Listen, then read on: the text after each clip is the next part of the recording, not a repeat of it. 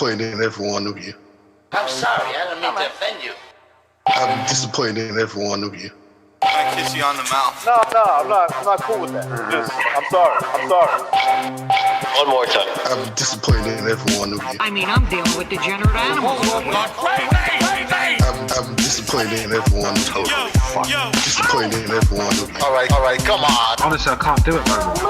I'm disappointed in every one of you. Let me tell you why. It's gonna be all right, Nicky. Go ahead, shoot. You just killed a little fucking man. What are you going to do about it? Yeah, because you got nothing. You don't got a thing. Yeah, because you got nothing. I want to get out. I want to get out of this rat hole.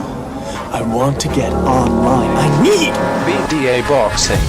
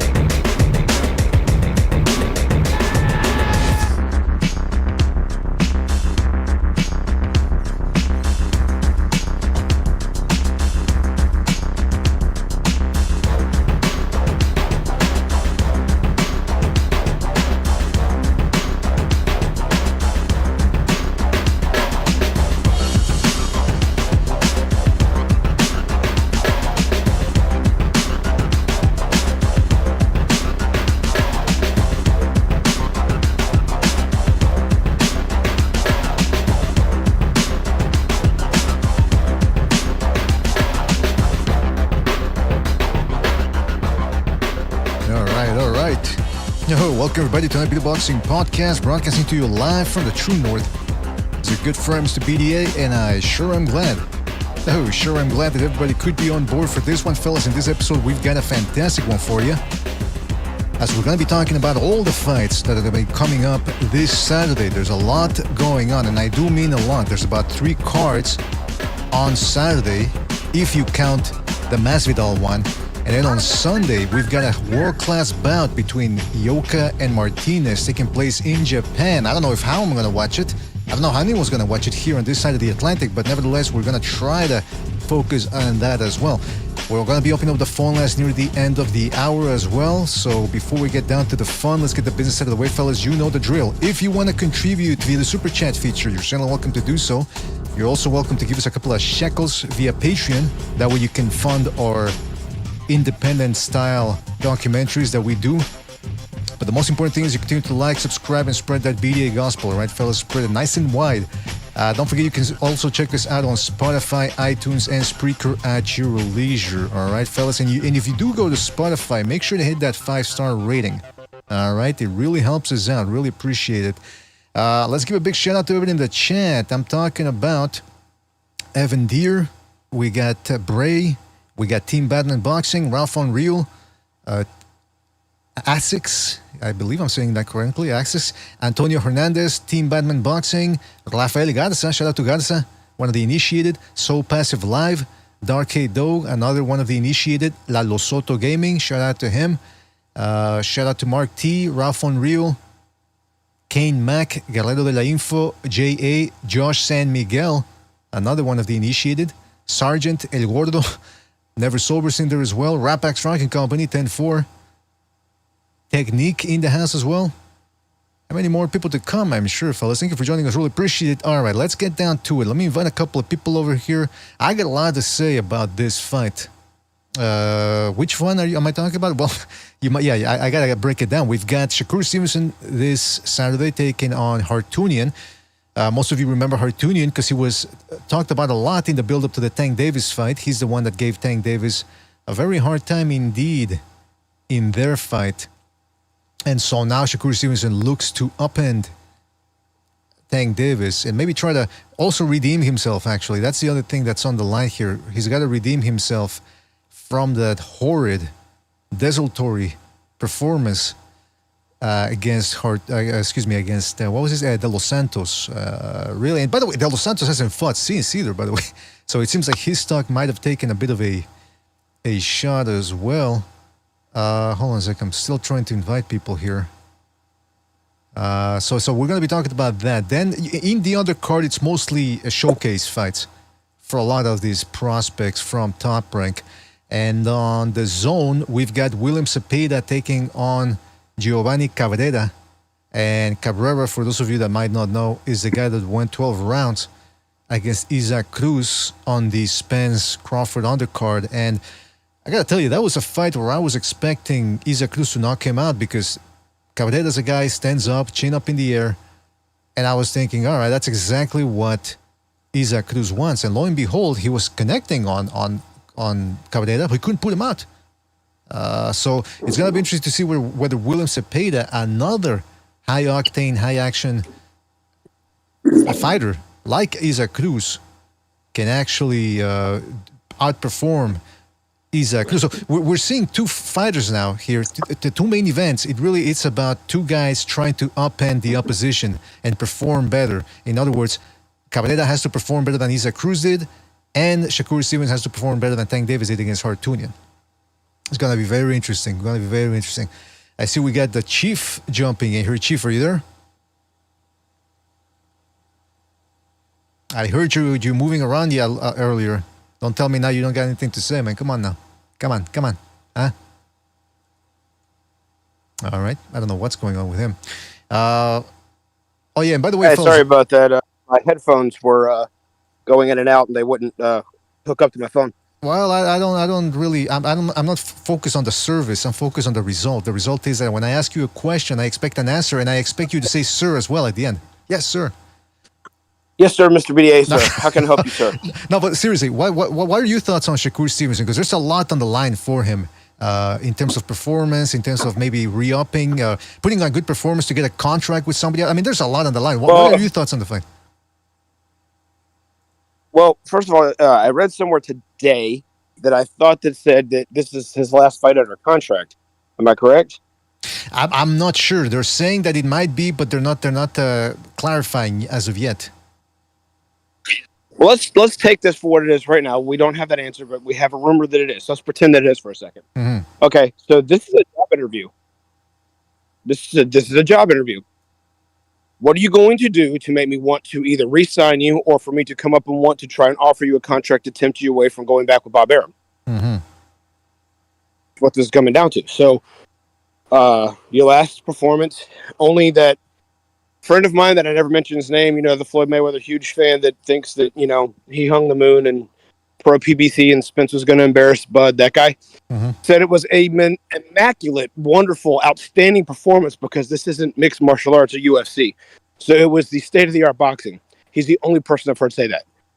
And I think he does these to start arguments and debates because no one else has told me anything along those lines that it was even that the sweet science side that quote unquote Shakur was using was even updated, for lack of a better term.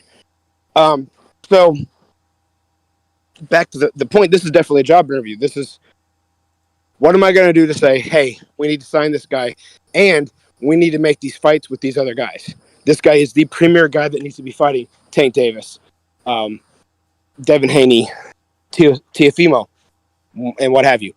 So if he doesn't do well, I can expect the fact no one's going to rush to sign him. Someone will sign him, but not for what he wants. He'll feel undervalued and underappreciated, and that's about the end of it.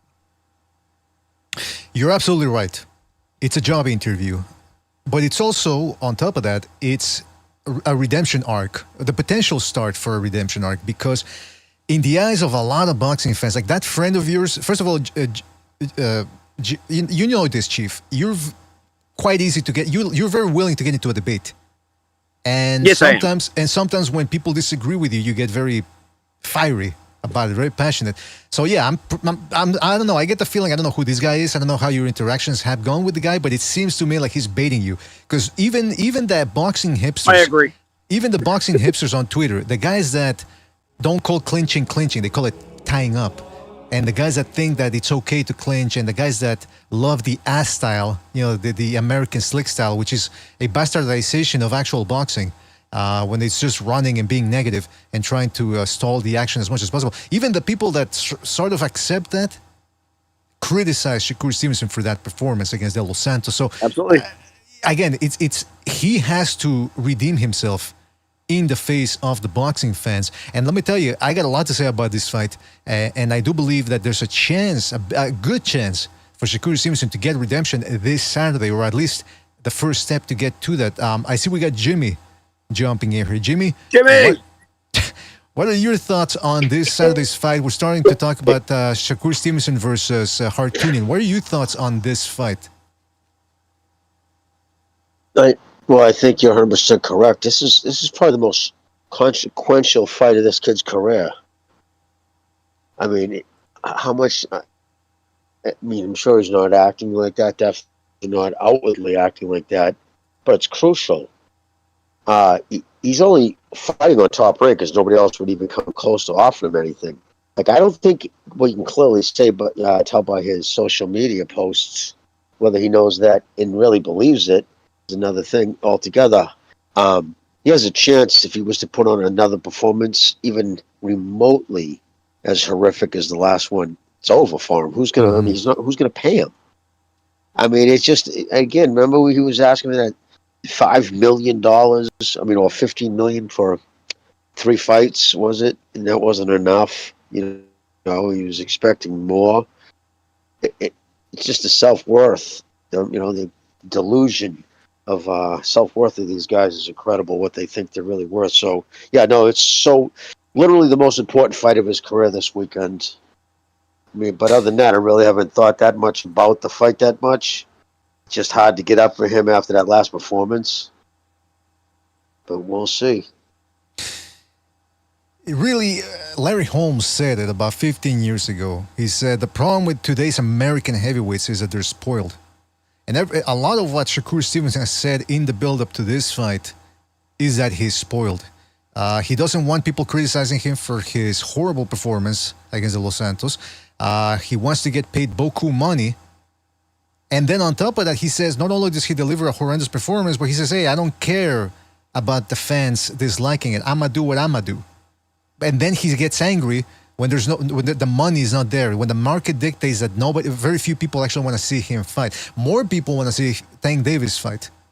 And even he's not that big a draw on pay-per-view or in mainstream America. So that should tell you where Shakur Stevenson falls in the pecking order. Not very high, let me tell you. So he needs to give his head a shake and get real. He needs to get serious. And that's what I'm about to do here. Isn't that what he said? If you don't like it, don't watch. I believe that was one of his tweets. If you don't like it, don't watch. Well, that's not what you say to somebody. It's not what you say when people coming to watch dictates everything about, your purses and everything going forward. Everybody said, like, it's a sport. Yeah, it's a sport, but it's sports entertainment. When people start fucking filing for the exits, when you're the main fight, that's just not a good thing. So, I mean, I'm really curious to see how this goes. But then again, is this kid crack he's fighting? Is he known as a heavy puncher? Jimmy, he's fighting Hartunian. He's the guy that gave Frank Martin, or that should have gotten the win over Martin in Martin's before last fight. Yeah. You remember that one? But he's not a power puncher, even if I don't know what his knockout ratio is, but yeah, I'm sure he's not anywhere near De Los Santos. I mean, that would be the whole reason to get him back in there. I'm surprised it's taken him this long to get back on the horse. That is surprising, isn't it? Because that fight took place in October, and it's already July. Wow. So more than 6 months for them to. Crazy. And by the way, again, this is a better fight at least than the one from last week. That was Teofimo Lopez versus Claggett. But this is still also, it's not that great a fight. I mean, it's Artem Hartunian, who has, like you said, he hasn't fought since July, since that last Frank Martin fight. So, I mean, this is really the best they could do. I will say, though, that Shakur Stevenson should really think long and hard about whether he's going to want to re-sign with Top Rank or go with Eddie Hearn, who's probably the only guy. What Ripet said a long time ago. There's no shirtless black man out there that Eddie Hearn hasn't wanted to sign.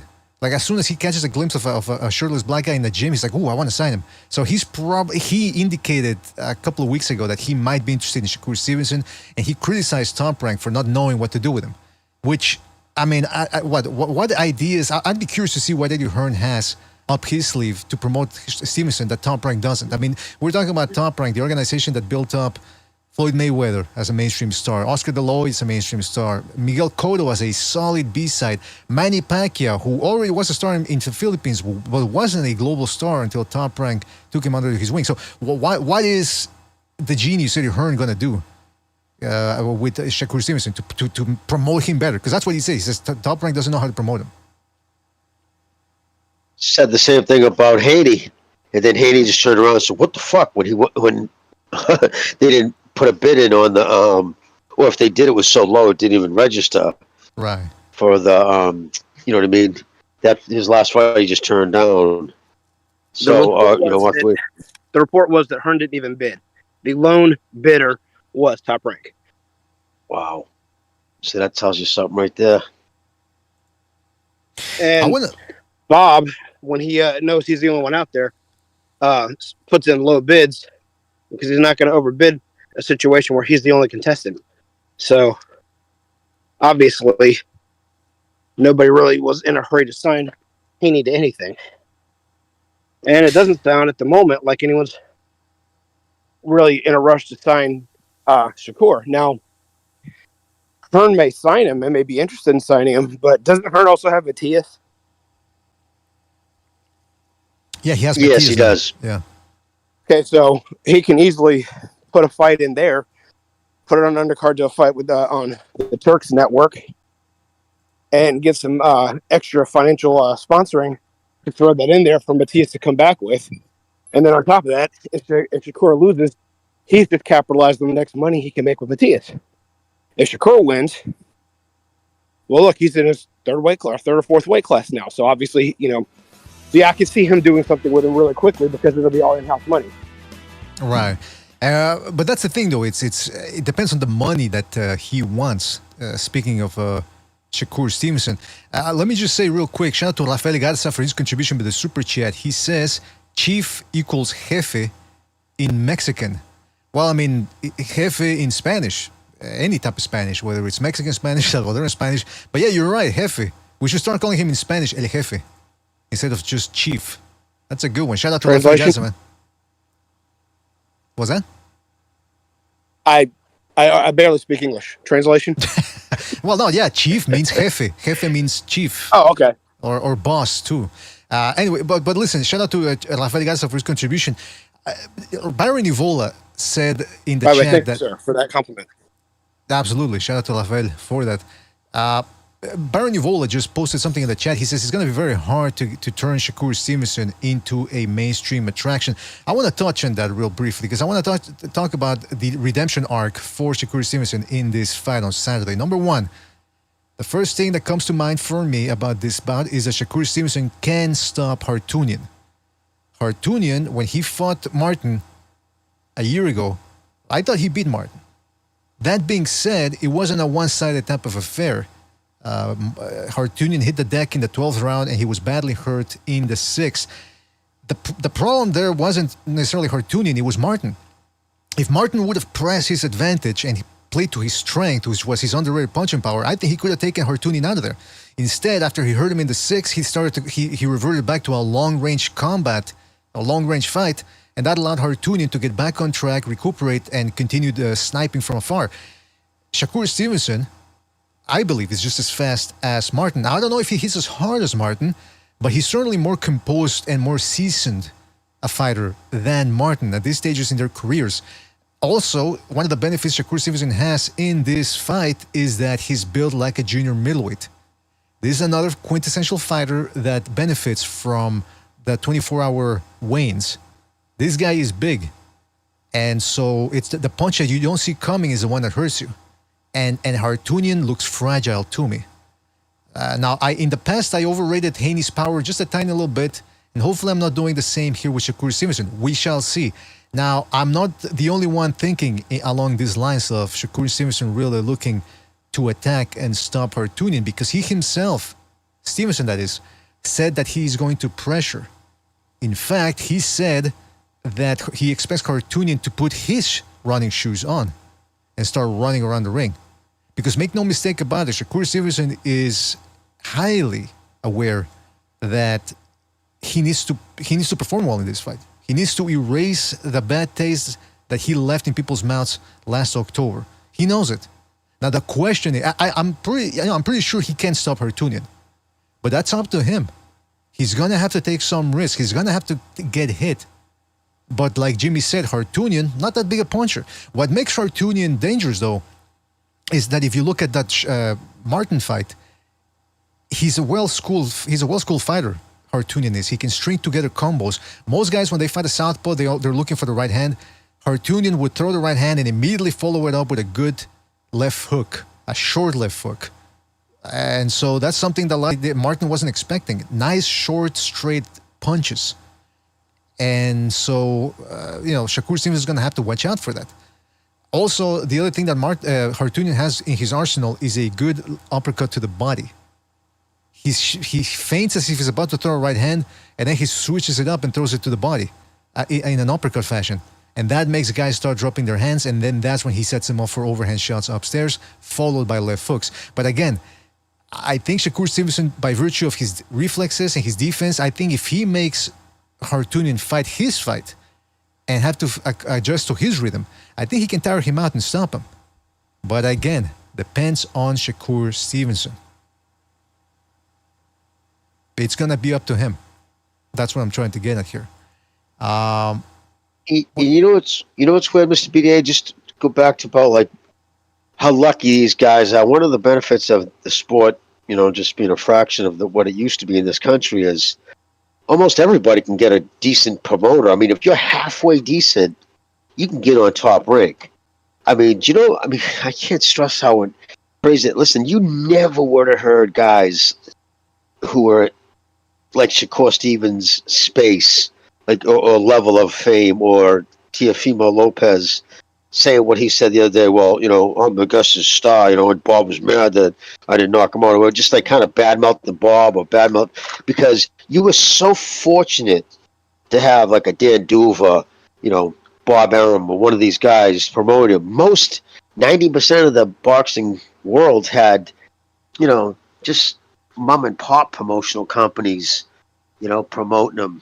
And it was very lucky to have, because it was just so many. Only the cream of the crop got promoted by the big name promoters. Nowadays, if you're halfway decent, Christ's sakes, you can get signed by one of the big promoters just because of the sheer numbers or lack thereof. Exactly. So. Yeah. And that's the other thing is, at least Top Rank gets him fight. Now, this is one of the rare cases where I think it's been a long layoff for him. I guess maybe it's because of the fight, and a lot of that might have been because they were renegotiating or in the process of negotiating. Maybe that stalled making his next fight. But Top Rank will usually keep you active. That's one of the benefits of being with a competent promoter. Whereas if he goes with PBC, believe it or not, some people like Stanionis just re-signed with the PBC.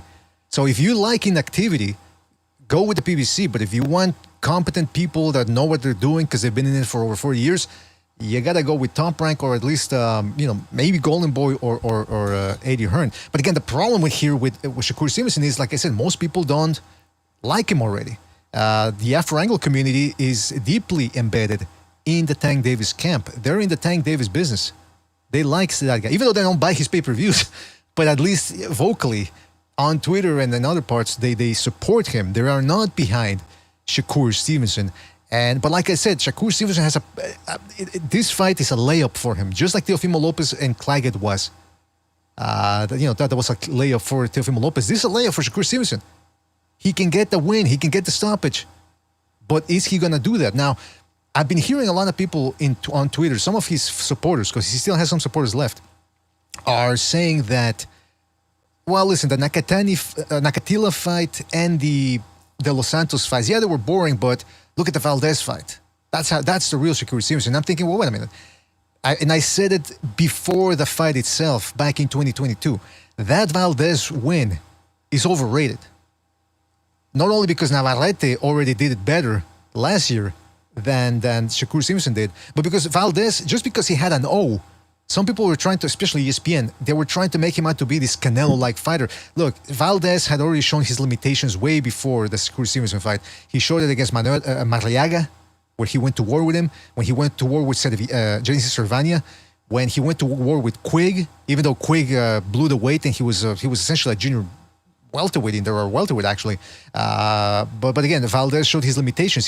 He's a guy that just spams the hooks. And then comes a Conceição fight, which he should have lost, but they wanted to keep that Valdez-Shakur Stevenson fight alive because it sells better to have a Mexican against an Afro-Anglo than an Afro-Anglo against a Brazilian whose name most people can't even pronounce. So that Valdez win, people go, oh yeah, but Shakur Stevenson stood his ground. He backed him up. First of all, he didn't back Valdez up. And I was rewatching that fight today. And I was surprised at how few exchanges or how little Stevenson really was as aggressive as some people make him out to be in that fight. He was backing up a lot in that fight, but it's just he wasn't running because he was clinching a little bit more. Moreover, he didn't move as much as he did in the Nakatila and the the Los Santos fight, but it's precisely because of that reason that he was getting hit more against Valdez. I think people really haven't seen that fight a lot, and also I think a lot of people focus on what the announcers say.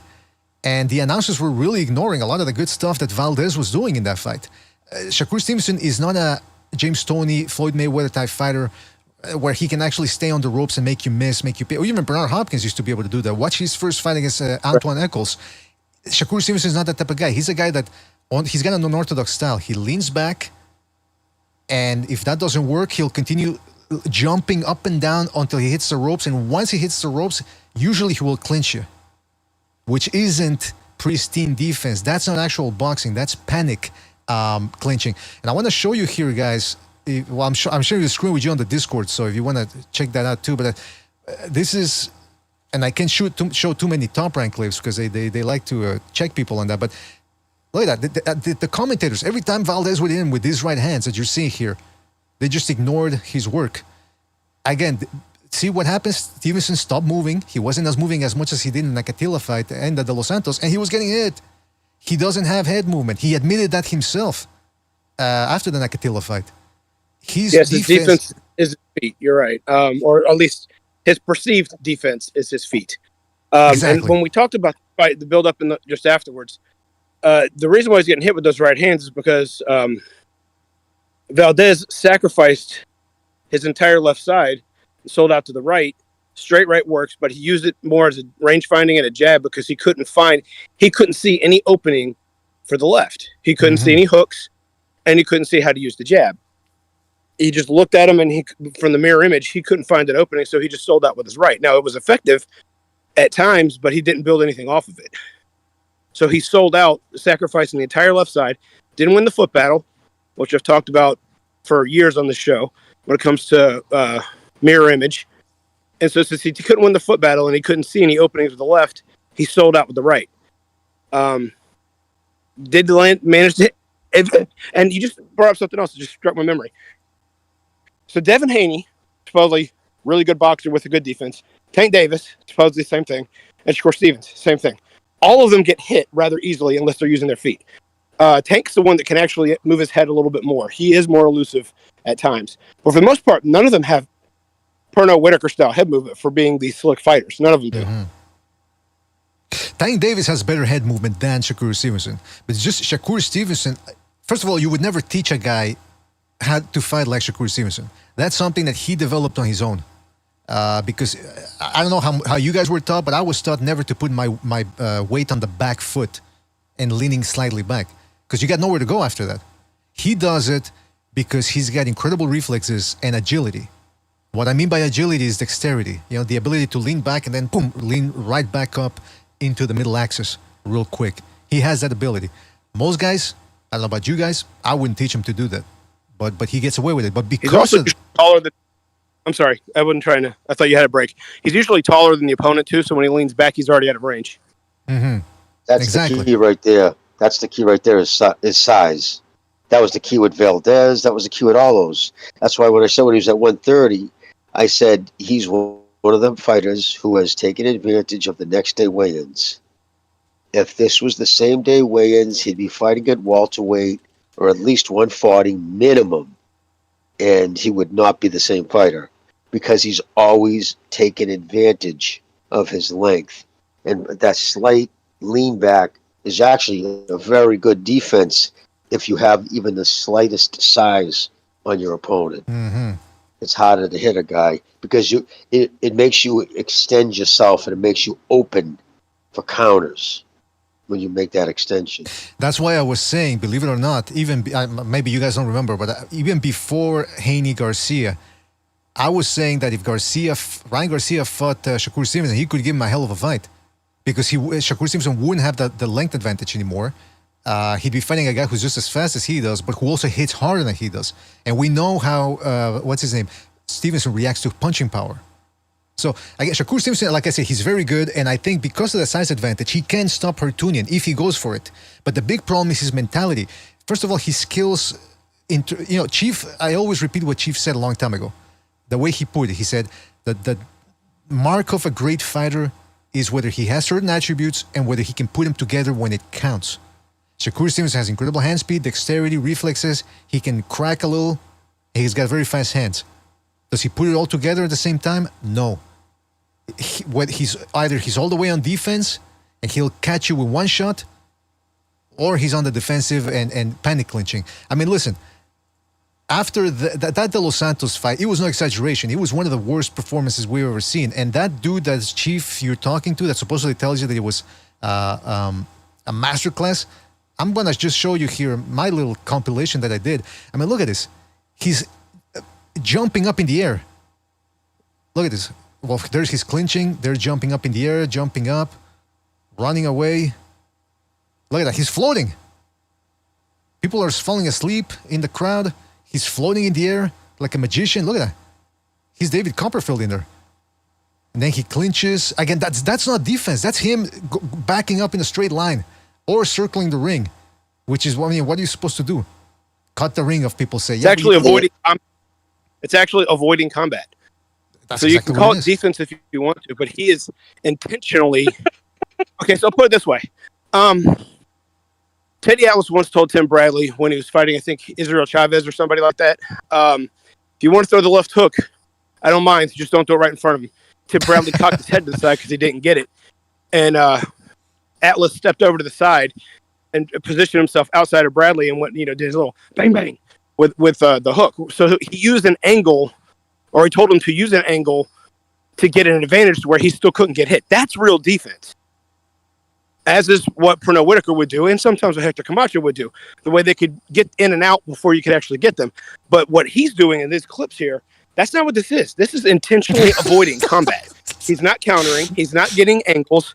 He's not outmaneuvering anything. His feet are square when he's back using this quote-unquote lateral movement, so he's not even in position to punch. None of that is defense. None of that's actually a high boxing IQ. It's literally avoiding combat. And on top of that, if he doesn't do this, he gets hit. That's what I'm saying. That's the frustrating thing about Shakur Stevenson, because if he actually put together some offense, he could actually be dangerous. But he chooses not to. He chooses to I think that's what it is. He's a little afraid of getting hit. Now, again, it's hard to feel bad for that dude when he's got so much disdain for the fans. This is what he had to say to a fan who dared question his fighting style.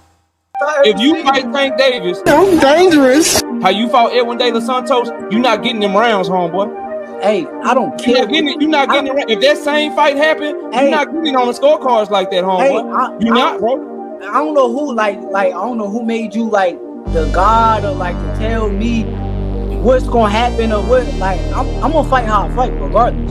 I'm gonna be me regardless. I'm not gonna switch up. Nothing gonna change, and I'm gonna come out victorious against anybody. Anybody. What I want to see. He doesn't get it. He doesn't get the point that the guy made, which is, if you fight the way you did against Los Santos, and that's how the fight goes against Tank Davis, they're going to give Tank Davis a fight. But Shakur Stevenson is so dense and truculent that he just wants to say, no, I'm going to fight the way I want to fight.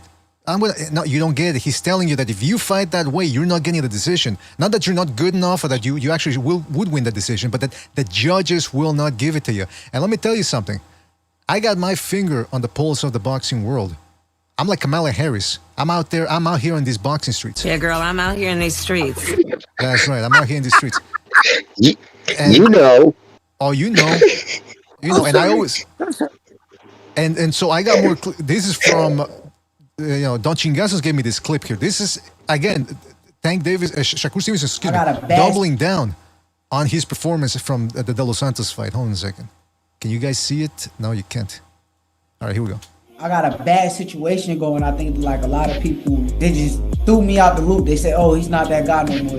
What they think? I don't give a like. I really don't give a no more. Back in the day, Ali used to tell y'all, "Float like a butterfly, sting like a bee." I used to watch fights with Ali. He's floating all around the ring from this rope to that rope. Nowadays, when fighters move, they call it running because we got casuals that don't know nothing about boxing, ruling the sport of boxing. They really didn't do their homework on watching the Sugar Ray Leonard when he moved all around the ring on Roberto Duran, the second fight. It ain't smart or the best thing to sit in a pocket with somebody who's a puncher. If you got a high boxing IQ, you got a smart brain in the sport of boxing, why not use the brain that you got? What am I trying to prove? I'm trying to go in there, sit in the pocket, one hand, bang it out with somebody, and then after the fight, what do they say? All they do is talk shit, and you know what they do after you lose? You get tricked out of your position trying to be macho man or a tough guy. First of all, it's very telling here that he's talking about what they say after you lose. So in the beginning of that clip, he says, I don't give a shit, he doesn't care anymore. And then at the end, he says, oh, and then if I lose, people are going to criticize me. Okay, but you just said you didn't care. So what's wrong with losing if you took a risk? And you lost. I mean, but then again, that's that telling point right there. He gave it out himself. He does care what people think. That's why he's trying to double down saying he doesn't. But really, he does because he just slipped up. Second of all, I like this either-or fallacy that these people always commit, these boxers, where they go, oh, I'm not going to go in there one-handed, slug it out. Nobody said you had to do that. Nobody's saying you had to do that. All we're saying is, police, no more of this. No more of this. And, it's interesting. He says Sugar Ray Leonard and Muhammad Ali. Muhammad Ali, you watched the Joe Frazier fight, the first one. He lost the fight, but he lumped up Joe Frazier up something awful. And that clip that he was showing earlier, I think that was against Archie Moore. Why didn't they show the clips where Ali is teeing off on the guy with combinations? And with the Sugar Ray Leonard fight against Duran, that was really one of the few times that he really moved excessively because he just wanted to frustrate a Duran that he knew was out of shape. Because he himself Leonard admitted in his autobiography that he had scouts on Duran's gym that knew that the guy was partying up and down. So the plan was to frustrate him with excessive movement. He didn't fight that way against Benitez. He didn't fight that way against against Hearns. He didn't fight that way in the first Duran fight. So, no, he went and hunted them down. Hunted them down. So cherry picking. He should have his fucking tongue cut out of his mouth. The fact that he even fucking compared himself to those names. Put his name up. Well, did you see the way these... Like, dude, shut up. You kidding me? You think that's how they fought? Like, get the fuck out of here, dude. Hey, you have no idea what you're talking about. But he's also talking about... I'll say he's talking about the fight as if he's under the impression that everyone was a really big fan of Ali's style at the time when he was active. Not everybody was. Right. In fact, some people criticize him for it. It's not going to work, blah, blah, blah. And it did work. They called him a runner, too. But see, that's the difference, though. Ali put some offense together. Look at the amount of stoppages he had. He actually got knockouts when they're important, yeah. And that was a guy that was slapping. But at least he was like Joe Calzaghe. He slapped a lot, and he was able to beat people down. Shakur Stevenson doesn't come anywhere near doing that. And that's the most frustrating thing about Shakur Stevenson. That he has the ability to do more, but he chooses not to. There are few things more frustrating in this world than wasted talent. And hey, BD8. Yeah. Did he also say that he's supposed to go in there? You want him to go in there one-handed and bang it out? Yeah. In what fight was he one-handed in? Yeah, that's a good question. No, but he's saying that he wants. Maybe I misunderstood what you said, but from what I understand that he said is that he's saying that the fans are demanding that he go in there one-handed and slug it out, meaning they want him to sacrifice his defense in order to slug it out. I'm hearing that as if he's saying that he has an injury and he's supposed to bang it out with one hand. Oh, well, yeah, maybe that's what maybe that's what he meant. Yeah. But the point remains Gotti did it. Right, but Gotti wasn't see, as talented as he is. But see, I'm that's just saying. Go ahead, Jimmy. Go ahead. I was going to say, I can't get past he actually fucking brought up Muhammad Ali. Muhammad Ali, yes, even some people didn't like his style, but he had a world-class chin.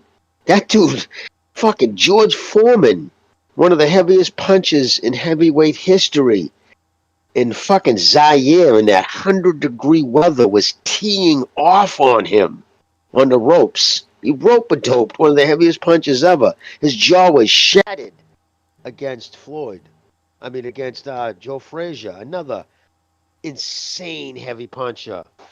You know what I mean? It's just like, But then the other egregious aspect of what he said was, I don't care what people say.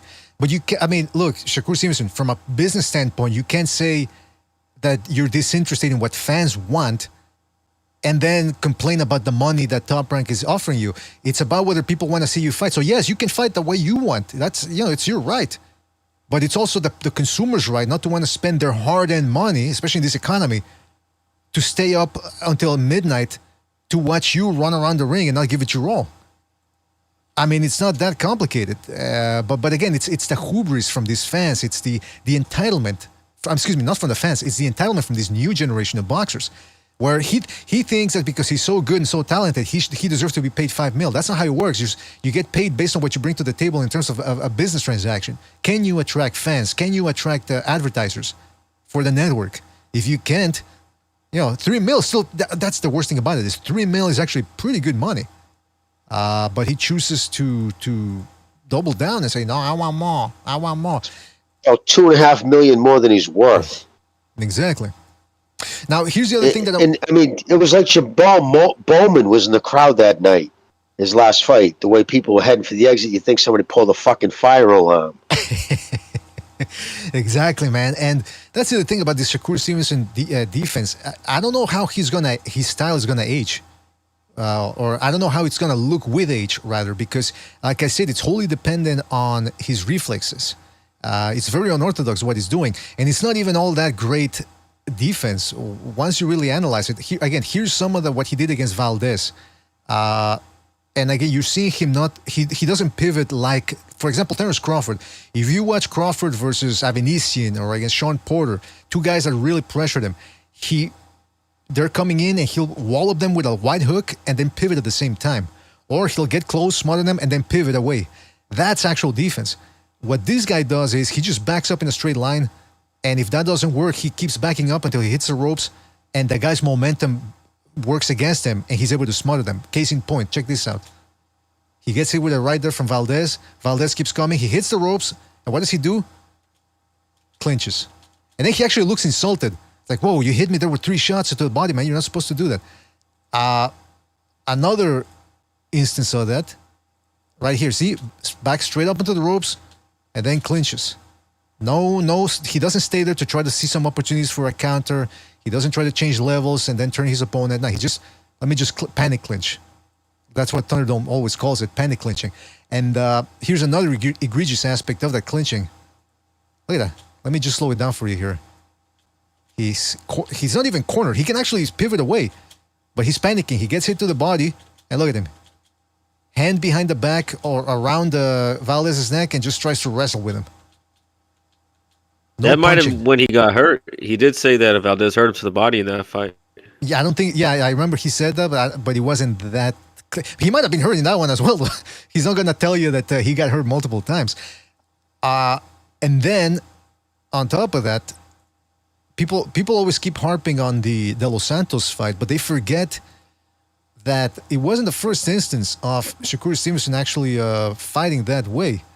There was another fight rather, where he fought in such a desultory manner, and that is in the Nakatila fight, that African dude, that then Murataya ended up taking out in much more impressive fashion. So here's what Shakur Stevenson had to say about that Nakatila fight. He said, I tried to get him out of there a little bit, but I started getting hit with some solid shots. I didn't really like it, but next time I'm going to work on moving my head a little bit more and step it up a little more. By the way, he also blamed the hand, I believe. Let me just see if I have his tweet here. Yeah, he says, I want to apologize to all Yes. my fans. I didn't feel good tonight, but I did what I had to do to win. Thank you for all the support. So again, the same thing that he said after the Los Santos fight. Oh, I didn't feel good. And well, first he said he got hurt. Then he switched it up to, well, I didn't really feel good. Case in point, here's that clip where he got hurt by Nakatila. And one thing you'll note that I want to emphasize is that ESPN did not replay in slow motion the shot. I don't know why. I just wanted to put it out there. But here's the shot that had him hurt from Nakatila. And then you see what happens later. It's about 15 seconds of him just, look at that. Floating like a butterfly. That's what he calls it. And then again, case in point. This is a generational talent, BDA. 15 seconds of nonstop movement. Then he steps back on a straight line and clinches. And I just want to show you something here. He's laughing here. He's grinning. Like Never Sober says, that smile that can light up a room. So he's laughing first. He gets hit with the right hand, and look at his face. That same thing that we talked about earlier this week, where he goes, wait a minute, you're not now he's not laughing anymore. Let's watch this clip that we saw earlier this week of him getting hit in sparring. He's no Alexander. That's Shakur Stevenson with the yellow protector there. He gets hit with a right hand. And then look at his face. Let me just fast forward here a little bit. Hold on a second. Look at that. He got rattled with the right hand, steps back. He looks back. Look at him. He's looking back like, what? Did you just hit me? Now he's looking for a way out. He's pretending like there's something wrong with the headgear. He looks confused. He looks out of it. He looks like he looks like his girlfriend just broke up with him out of the blue. He looks out of it. So all I'm trying to say is this. He can stop Hartunian. He can stop him. He can stop him. He can stop him, especially to the body. But I don't know if mentally he's there to do that. What do you guys think? Is he going to stop Hartunian? I've talked enough. What do you guys think? Is he going to be able to pull off the stoppage this Saturday? Well, I think his career kind of counts on it. Well, his financial career does. I mean, if he was to put on anything resembling a boring performance, I don't know where he goes from there. What do you think, Soba? I didn't hear you there. Can you ask me that again? Jimmy, could you ask I said, what do you think about I was saying, what do you think if he puts on a bad performance, where does he go from there? What is he going to do? I mean, don't you think it's kind of crucial that he actually does stop him? Yeah, and I wonder if they're going to have his back like they did against I can't remember the Japanese guys' names. The Japanese guy's name they fought before De Los Santos, but the referee did seem to help him in there. There's a couple of fights where he had that he got stoppages that didn't really seem like good stoppages, like the Jamel Herring. I didn't like that one. So I don't know if the referee will be able to save him with the TKO. I mean, what's his name? I was going to say the announcer for Top Rank. Remember, he even said he had a talking with him. Is that right? You know, after that fight, yeah, he had a talking with him. He sat down with him. He said, "Listen, man, I got to tell you, this is you can't fight like that." Because he was always a big fan of Shakur, and he was. I mean, to his credit, he called him out for it. No, I'm not talking about the Telesanta fight. I'm talking about the one before that, when it was that horrific performance, that boring performance, and he told him, "Man, you can't do this, man. You can't fight like that, bro. You're gonna turn people off." And that's why he showed a little humility. I think it's because Tim Bradley kind of told him too. But then he goes on and does it again. And because he couldn't, I mean, first he tried, it was the hand thing again. Okay, dude, whatever. He kind of knew he had no excuses, so what do you do from there? You're not going to take any responsibility. I mean, accountability? Come on. You're just going to fucking lash out. Well, he takes responsibility early after a fight. He goes, "Oh, I'm sorry. Then he sort of, the fighter in him or the competitor gets involved, and then he starts saying, "Well, I don't care." So he shows some humility immediately after the bad performance, and then he switches it up and goes, "Well, I don't care." which is weird because he's also one of those dudes that talks a lot about like old Mayweather used to do. I'm gonna do this. I'm gonna beat you up. Blah blah blah, and then he doesn't. And I think part of the reason why that is too is, again, he's a big dude for a lightweight, but I think his punching technique is what prevents him from actually dropping people. I think Jimmy pointed this out a long time ago. Well, during the pandemic, he fought some unknown Mexican dude, and Shakur Stevens actually fractured both hands. Well, I don't know if he fractured them, but he severely hurt them in that fight. And we were talking about how it's because he doesn't turn over his punches all that well. When we're talking about turning him over, we're not talking about weight-wise. We're talking about the knuckle-wise. That's probably why he's damaging his hands, because he's not used to. He's used to punching off the back seat, meaning 1 foot floating, so he can jump back, like I showed you earlier, and avoid any type of punishment or any type of action or any type of exchanges. That's just what he is. If he sits down on his shots, I think you're going to see a different result. But again, guys, he's saying that he's going to go for the stoppage in this Saturday. And you know what? I want him to do that.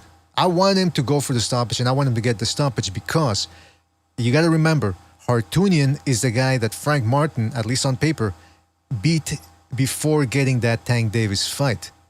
So Tank Davis has said that he doesn't want to fight Shakur Stevenson because he said something along the lines of, we all know how that's going to look, meaning it's going to be boring.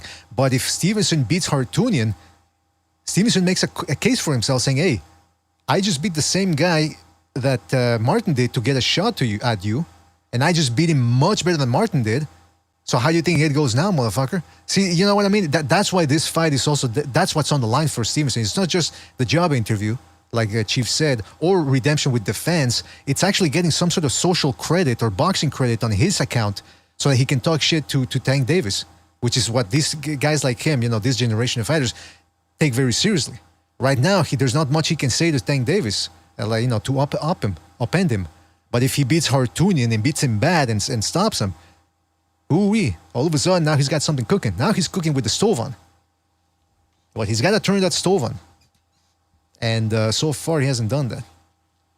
I think Shakur Stevenson might be the next boxer we see have a little mental breakdown. We're seeing it happen with these younger guys. He's usually after a big loss. Ryan made all that money with Davis, and then he started acting crazy with Devin, and then Devin got his ass whooped by Ryan, and then he's being crazy, arguing with everybody. He's being a Karen on Twitter, arguing with everybody. Right. What the definition of Osterina is. And Shakur Stevens seems like he's about ready to have a mental breakdown as well, except he hasn't lost. You know what I mean? Nobody likes him, but he hasn't lost yet. And I think there's a disconnect between him and the fans and what he was hearing at Top Rank, because I'm sure they were, up in his ear telling him that he was the greatest thing since sliced bread and, generational talent, this and that. But now that they're going to play hardball with him, business-wise, he's not hearing. I don't think he's hearing that no more. He's not probably hearing anything. And he's only hearing with the negativity from the fans now. So I'm sure he's maybe short circuiting a little bit. Because all that praise is gone now. That's what he used to lay back on. That was his crutch, That's an excellent point there, Sobers, because I was rewatching that Valdez fight earlier. And first of all, like I said, the commentators were dismissing or just downright ignoring the work that Valdez was doing. They were calling it a masterpiece from Shakur Stevenson. You got to keep in mind, this was peak Shakur mania, where a lot of his fans, because look, I don't blame Top Rank and ESPN for hyping him up. That's their fighter. That's what they're supposed to do. But the fans that were looking at that performance saying, oh, he beats everybody. He beats Haney, he beats Tank Davis, he beats Lomachenko, and he does it easy. That's what they were saying. Now you're starting to see that he's got a lot of a lot of skills, a lot of talent, but he can't put it together. Like Josh San Miguel in the chat says, why don't you guys understand that Shakur is trash? Again, I'm not going to go that far, but the problem is, can he go as far I will. Well, when you say trash, do you mean trash in terms of performances or in terms of his skills and talent? I mean, it all goes hand in hand. Like, it doesn't matter how fast you can run, dude, or how high you can jump. Mm-hmm. If you're in a boxing match and you don't want to fight, you know what I mean? And then you got no power, you can't take a punch. Like, what are you doing in there? I will say this, that I'm giving him a little bit too much credit, man. I don't know. I'm you know me, I'm the ultimate optimist. I'm always looking at the half glass full. And nice guy BDA, yeah. not nice guy BDA, but just good Christian on the true path of the Crimson Cross, Mr. BDA. And I don't. The reason why I don't see Shakur Stevenson getting beat up like Haney did against Ryan Garcia, or even to a certain extent against Lomachenko, which he clearly lost that fight, is because when he gets on that bike, you can't catch him. So if he wants to, he can always pull that ace out of his back pocket and just say, "Hey, he didn't really beat me because look at my face, I wasn't beat up." That's something that we've heard other fighters say. And Kari Peterson, right? Yeah, what do you call him again? What is it? Shikari Stevenson. There's a girl, that runner, Shikari Richardson. They favor each other. They favor each other in the face and in the style. Yeah, I was laughing my ass off when you said that yesterday on your stream. You're like, oh, Shikari Stevens. Yeah, that's there you go. This the track and field. What is she? 100 meters or? She's a runner. She's a track star. You know what I'm saying? Yeah, but what is it? 200 meters? 100 meters? What's she running? I think 100 meters. I don't know. I know she's been racing with the Jamaican ladies. Jamaican. That's all I know. When it comes to Shikari, it's because he doesn't like taking punches. That dictates everything else. He doesn't like getting hit. Mm-hmm. If that kid actually if he was tough, if he was a fighter, then you threw in that hand speed and accurate jab, that'd be a whole different story. But like I always said on the way up, I'm like, yep, he has an elite jab. One of the best in the division. Incredible hand speed. But until I see him get chin checked, the jury is out. And then I saw it more and more. He doesn't want to be chin checked. So that tells you that's the reason why he developed that style. It's the style's all about not getting hit. Mm-hmm. You know what I mean? Instead of his mindset isn't what can I go in there to fucking take your head off. His whole thing is what do I have to do to make sure you don't take mine off? It's a different mindset. And you know what, Jimmy? We've talked about it before about the whole some fighters like to get hit. How a lot of fans don't understand that concept about how some guys like contact. They like getting in a bit of a scuffle. Shakur Stevenson is not a tough guy because he boxes. He's just not a tough guy. In other words, Terence Crawford, this is what Tank Abbott said about fighters. He said, Royce Gracie isn't a tough guy because he knows jiu-jitsu. He's a tough guy that got into jiu-jitsu. And it's the same thing with one of Shakur Stevenson's heroes, which is Terence Crawford. That guy, you can tell he likes getting in the ring. So if he wouldn't have gotten in the ring, if he wouldn't have been a boxer, you would still see him in front of 7-Eleven right now, close to 40 years old, getting into street fights. No, because it's true that he's like that guy. He's a guy he's a guy that likes to scrap. Shakur Stevenson is the type of guy that has to walk around with his posse, harassing girls, and then assaulting them in group. That's what he is. Because, Canelo, when he was growing up as a ginger, he used to get picked on. He learned like a boy named Sue. He had to fight. He became a fighter, a tough guy because of that. Same thing with Crawford. Same thing with Golovkin. That his brother would go, hey, see that guy, go fight him. Kovalev too. So these are guys that grew up fighting. I've never really heard that about Shakur Stevenson. Nope. Did he grow up getting into fights and scraps, or does anyone know? No, I don't think so. In fact, he grew up in Newark, which most of Newark is a shithole. But there's a couple of sections in Newark. I don't know if that was a section he lived in. Wasn't that bad. But even still, that wasn't his thing. He's not a fighter. He's a gifted athlete who happens to box, but he doesn't have the heart of a fighter. I think your comparison to Crawford is perfect. Crawford's a kid. A lot of people say, Crawford gets hit a lot. He gets hit a lot because he's putting himself in a position to hurt you. In order to do that, you're going to put yourself in a position to get hit because you're going to have to be close enough to hit them. You know what I mean? And like he said, it wakes them up. It gets them in there to fight. And plus, again, you have to have that fighter's mentality. People who never fought like that don't understand it. Take away the crowd, take away the money. When it just comes down to the end, if it's you against him, it's man against man, the ultimate form of combat, right? Sporting. My physical ability against yours. And like, for instance, what made, that, for instance, oh my God, Jesse Bam Rodriguez has nothing but the utmost respect for Gallo, right? But he still walked by smirking when he walked by him. You know why? You know what that smirk was all about? I took your shots, you put me down, and I got up and put you down and stopped you. And he even said he always kind of like fantasized about it growing up. You know, he always wondered what it would be like. And he got up with a smile on his face. That meant the world to me. You see when he got knocked down? When he took that, you know, and again, that knockdown was as much as him tripping over Gallo's left foot. If you look back at you see that knockdown, he literally trips over his foot going backwards. So it wasn't like a big hurting shot, but it still put him on his ass, right? I mean, that's the end of the bottom line, right? Your trunks got dirty. So he had to get up from it, and he showed him. At the end of the day, we both punch each other in the face, and it's me who's standing.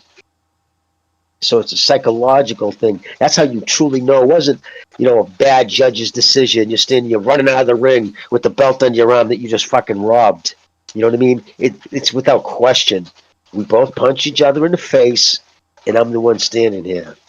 I'm the better man. I'm the tougher man. I'm the better fighter. People don't understand, too, that whole thing about having a certain degree of toughness, that is necessary for you to score your blows. Because no matter how fast you are, you're still putting yourself in a position to get caught if you're throwing a combination. And that's why it's imperative for Shakur Stevenson to do that. Because if he's way too cautious and way too cognizant of, I don't want to get hit, he's not going to be scoring enough blows. It's going to be performances like the ones he showed against Nakatila and against De Los Santos. And listen, that caller that told that to Shakur Stevenson, who told him, if you fight that way and that fight goes that way against Tank Davis, you're not getting the decision. Look at Pernell Whitaker against Jose Luis Ramirez.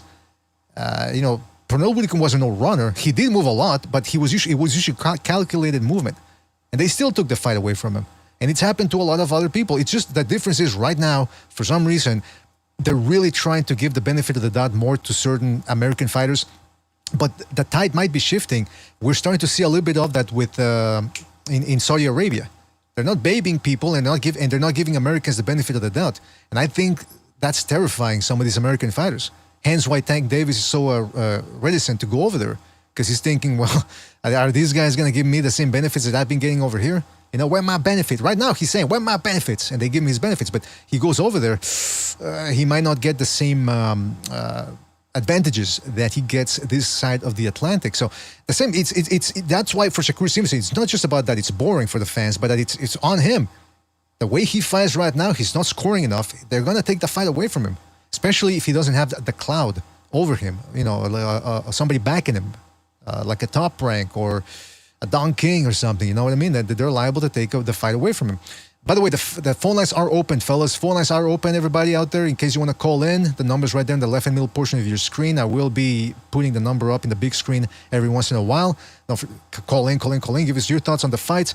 And don't forget to hit that like, fellas. Hit that like. Please, it really helps us out. We're at 45 likes right now. That's disgusting. Let's get it up to at least 80.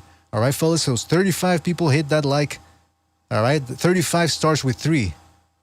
Like Bob Doro said, that's a magic number. So go ahead and 35 more people hit that like. All right, fellas? Police really helps us out. What else was I going to say? All right, so enough about Shakur Stevenson. We spent an hour talking about that guy. He knows what he has to do. It's not rocket science. Now that the onus is on him to really step it up and do it. The other fight that I'm very interested in, and it's actually the one that I'm going to be looking forward to the most. In fact, if these fights overlap, of course I'm going to watch this one over the Stevenson one, is William Zepeda, El Camarón, taking on Giovanni Cabron Cabrera. And this is another interesting fight where there's a lot on the line. William Zepeda has been looking fantastic. He's a buzzo in there. He just won't stop. Cabrera is the opposite. He's a boxer, pure boxer, southpaw. They're about the same height. Here they're listed as being 5'9". Cabrera actually has a reach advantage. For those of you that are unfamiliar with Cabrera, he's the guy that fought Isaac Cruz on the undercard of Crawford Spence and made him look awful. Cabrera was clinching a lot, but he also ate his share of bombs and never went anywhere. In fact, there were certain parts where he was just standing in front of Isaac Cruz going, yeah, hit me, go ahead. And he was backing Cruz up. Now, the difference is Cruz had to lunge in to get those shots in. Zepeda is about the same height as Cabrera. So, and he throws straighter shots than Isaac Cruz. So I'm very interested to see how this fight's going to go. Well, what do you guys think about this fight? Who wants to go first?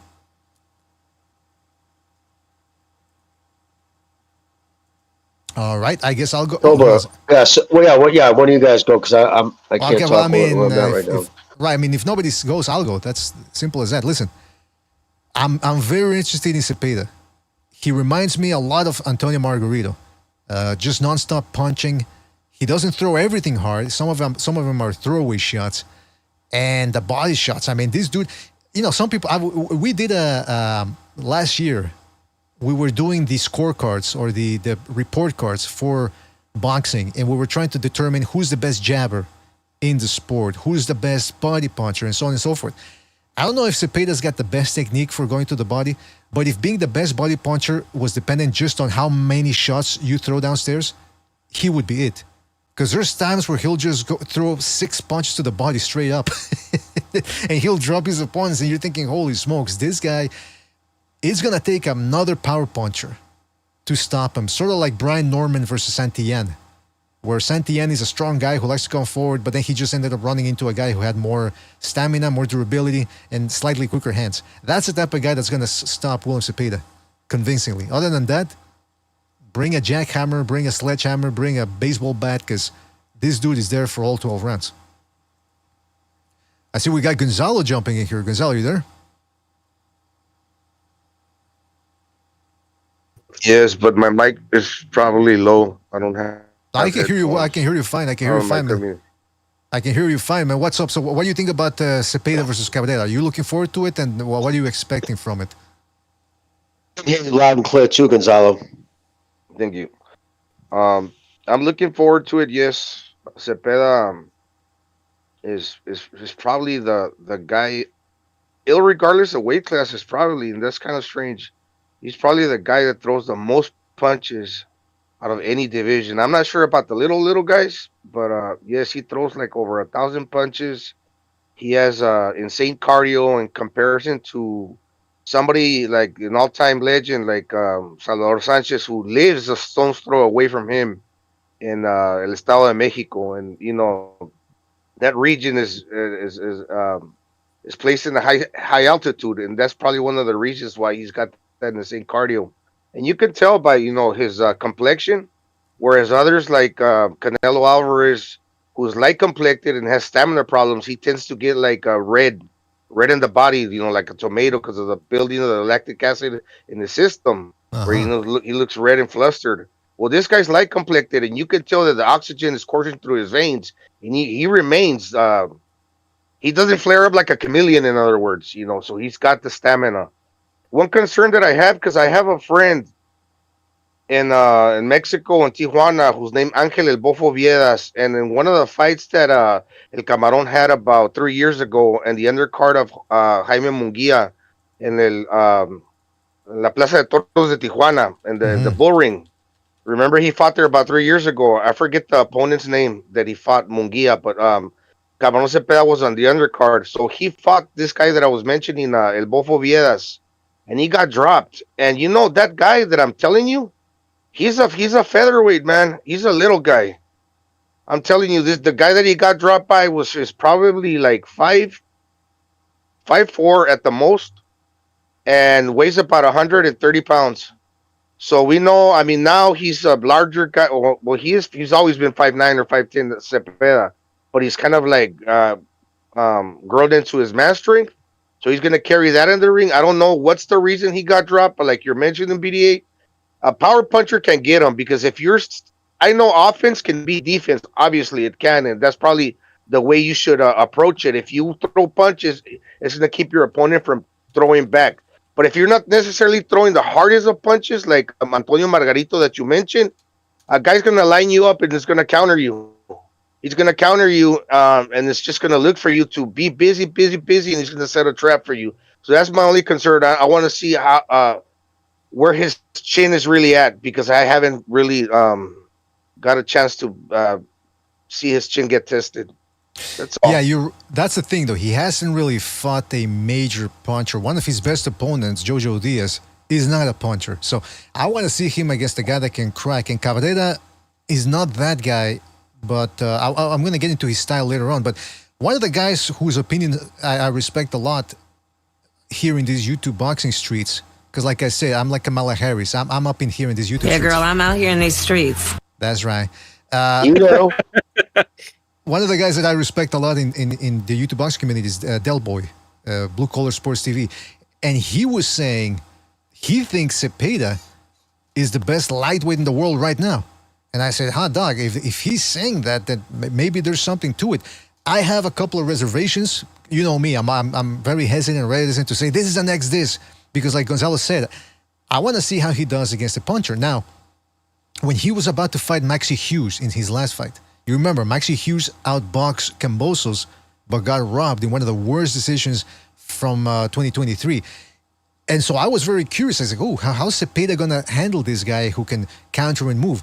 Well, he took him out in 4 rounds, just completely overwhelmed him. Difference is, Cabrera is actually fresher than Maxi Hughes, and I think he's got better pivots too. And we know he's got a chin because he took those bombs from Isaac Cruz and asked for more, like Oliver Twist. Was it Oliver Twist that said, please, sir, may I have some more? Anyway, the point is, that's what he... Yes, it was. Okay, thank you. So that's what I'm curious is. I'm curious to see. There's a lot on the line here. I'm still unsure about how Zepeda is going to handle El Cabron Cabrera. And you can tell Cabron Cabrera is a little crazy because, first of all, his nickname is El Cabron, which is a curse word. That's as if you have a boxer.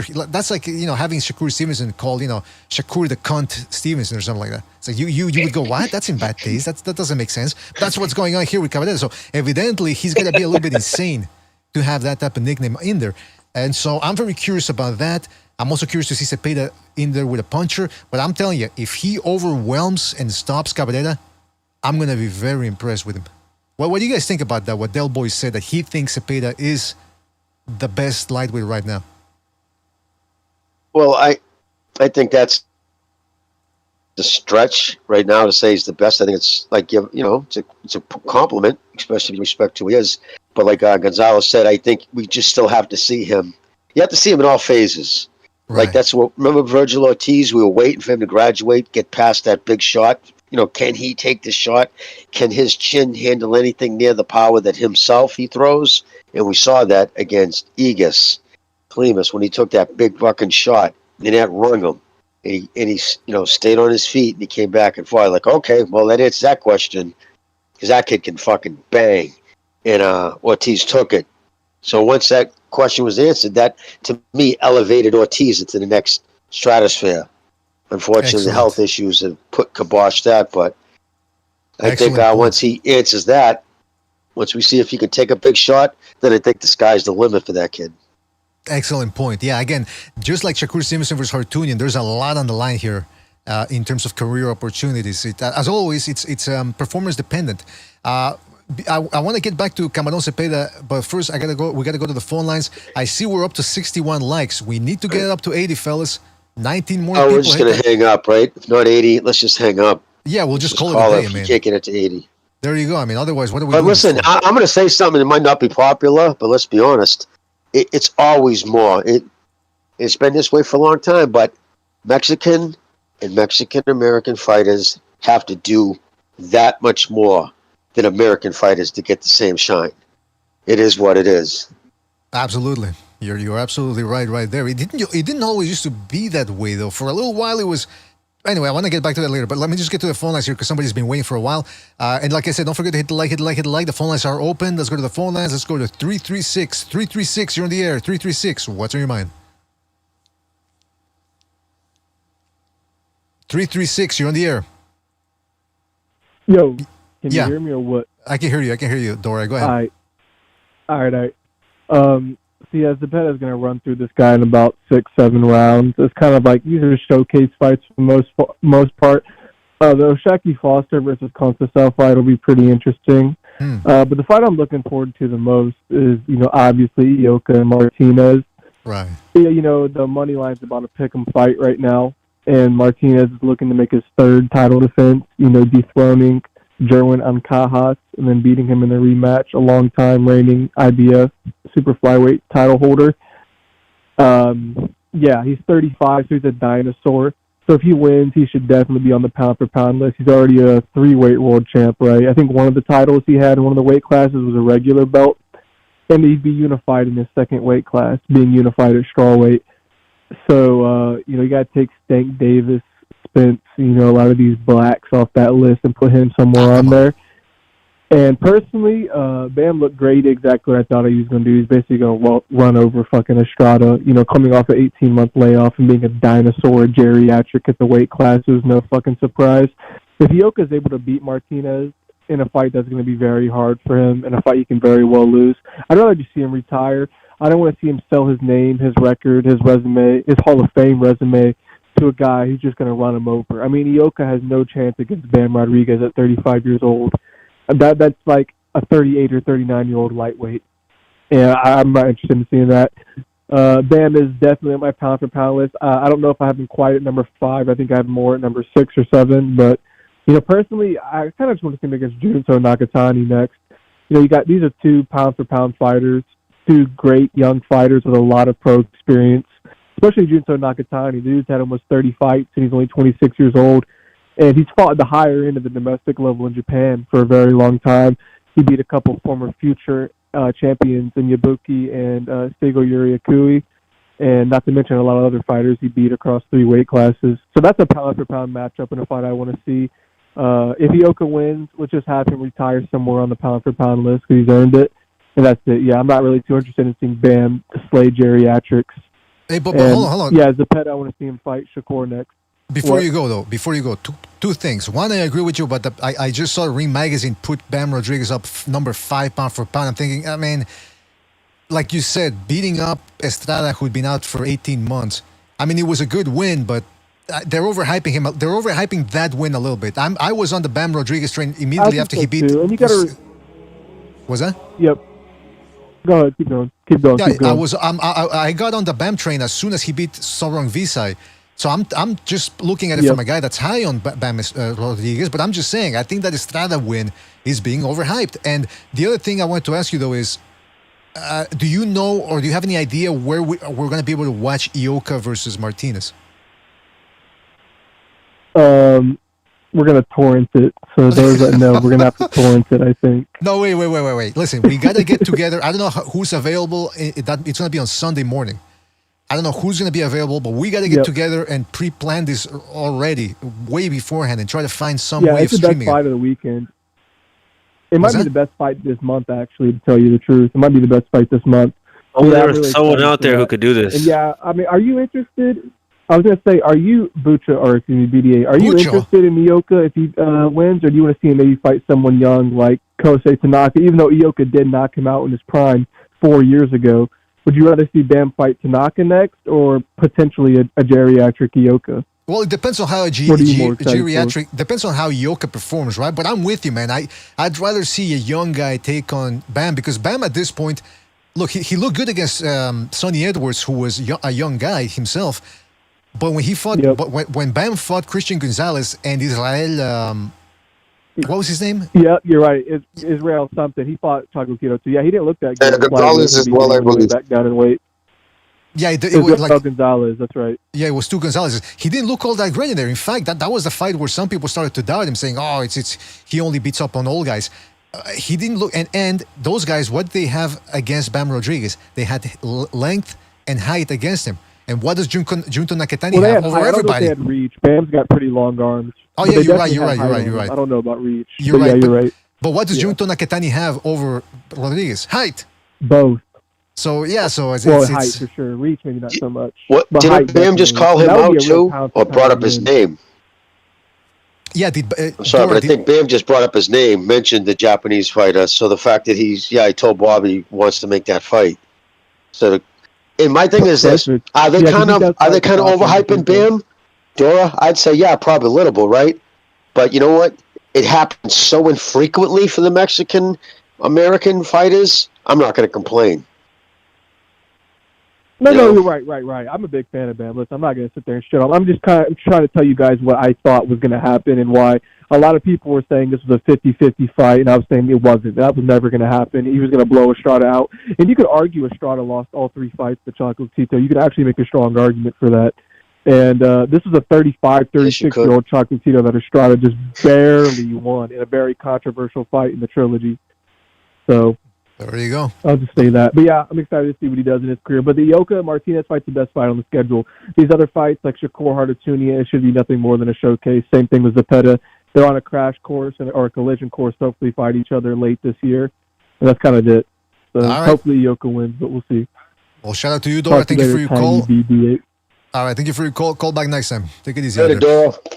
Yeah, I mean that's I guess we'll see what happens with Bam in the next. But I mean, one thing you can say about him is that even if you can criticize one of his opponents, this guy jumps in there with the best immediately. So there's no long 6-month period where you can shit on him. You know what I mean? It's he's gonna fight the best right away as well. So he gets the benefit. He gets a little bit of a pass for that one. The other thing I want to say is, let me check the likes here. Because I demand 80 likes, and let's see if we got to it. 72 likes. I guess people just want us to end it and not talk boxing. In fact, I'm going to have to pull up the literature here and start reading something else other than the boxing. We're at 71 likes, all right, fellas? We need 9 more. Okay, 72. 77. 3 people hit that like. 3 more people hit that like, please, and then we can continue with the show. Otherwise, I'm going to start reading about monotheism and the appropriation of Baal from the Jewish perspective. Oh, there we go. 83 likes. Fantastic. All right, forget about it. I wanted to get back to the Williams. Shout out to everybody who hit the like, by the way. I wanted to get back to the Zepeda thing because Dora is confident that he's going to run through Cabrera, and that just as Shakur Stevenson versus Hartunian, this is a layup for him. My thing is, what I like about Zepeda is he's punching output, obviously, and I do think he's been working on that defense. But I still can't get out of my mind. And I told, I think I told Del Boy this about Zepeda. One of the fights that sort of still has me doubting his abilities is when he fought a guy, Felix Alvarado. No, excuse me, René Alvarado. That was a fight on the zone. And Alvarado, you look at his record and you go, oh, this guy sucks. No, sorry, Bob. This guy always brings it. He's always in tremendous condition. And he's actually pulled off a couple of upsets in his time. When he fought Zepeda, they went to 12 rounds. And Zepeda just never really seemed to be able to get the same output out there as he did against everybody else. Now, why is that? If you watch that fight, and you can watch it, you can find it on the internet, Alvarado was punching with Zepeda. Kind of like Teofimo Lopez was doing with Claggett this Saturday. He was throwing throwaway shots, keeping up. So he's not throwing everything hard, but he's just throwing enough to keep his opponent off rhythm. And that's what Alvarado, who's an experienced pro, he's just a seasoned veteran at this point, and a conditioned one as well, a well-conditioned one, was able to do Zepeda. I don't know how many people can do that to him right now, but that's one of the things that really worries me about Zepeda, that if you keep him out of range and off rhythm, all of a sudden you can stifle his offense a little bit. And I also believe he's a puncher as well, right, BDA? Because that guy had iced a couple guys like in impressive fashion. So, I mean, he was probably dubious. He didn't want to trade with the guy because he felt his power. He didn't want to let go of his hands, probably. He caught Zepeda with some good right hands. So you could tell Zepeda, and that's the thing, that he froze Zepeda. Because Zepeda likes to come forward and move the head a little bit, but he doesn't do it at the same time sometimes. Sometimes he'll start moving the head and start changing levels when the guy's firing throwaway shots. And as he's changing levels, the guy just pivots around him. Because he's crouching too much or squatting too much, Zepeda is. And it allows fighters to outmaneuver him. So that's something that I have seen him working on and improving on. But again, I'm still shy and far from calling him the best lightweight in the world. But again, if he derails and just walks through Cabrera, at least he would have made a statement that, hey, I'm better than Isaac Cruz is. That's for sure. He might not be there yet, but he's on the right path. You know what I mean? That's the best you can say about Zepeda. And I'd say, too, about Bam, yes, I picked him to beat Estrada for all those things mentioned, his age, inactivity. But stopping him with a body shot, the punch selection, the angles, that's still a world-class fighter. And whether it's an aged Estrada, that's still, I mean, I'm pretty sure he's a Hall of Famer, you know, and he stopped him. And which he's never been stopped before. And you know what I mean? Older people than 35 doesn't mean your jaw's gone. Your legs go, if I was the first to go. But your power in your chin doesn't collapse either. So the fact that he literally couldn't get up from a liver shot, which was a sick timed liver shot, and did that against someone like Estrada, who's been in there against Chocolatito. So, yeah, again, I picked him to win, but that stoppage was impressive regardless of Estrada's age.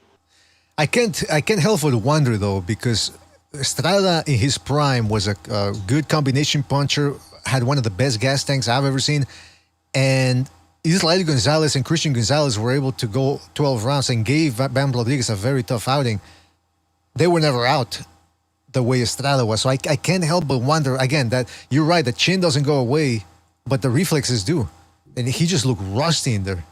The way he couldn't get out of the shots, I just couldn't help but. And again, that's Estrada's fault, because he had a chance to fight in 2023 and he didn't want to. He was waiting for a payday, or a payout rather, a bailout. And I'd venture to say it's as much about ring rust as it was age. I mean, that's an eternity to be out of the ring, a year and a half, and to go against an elite fighter, and Bam's an elite fighter. Yeah. That just, I think people just, even fighters today, they just don't, I don't know if they don't want to believe how nasty ring rust is, and it's a thing. It's a legitimate thing. It's just not some trope, you know? Stupid.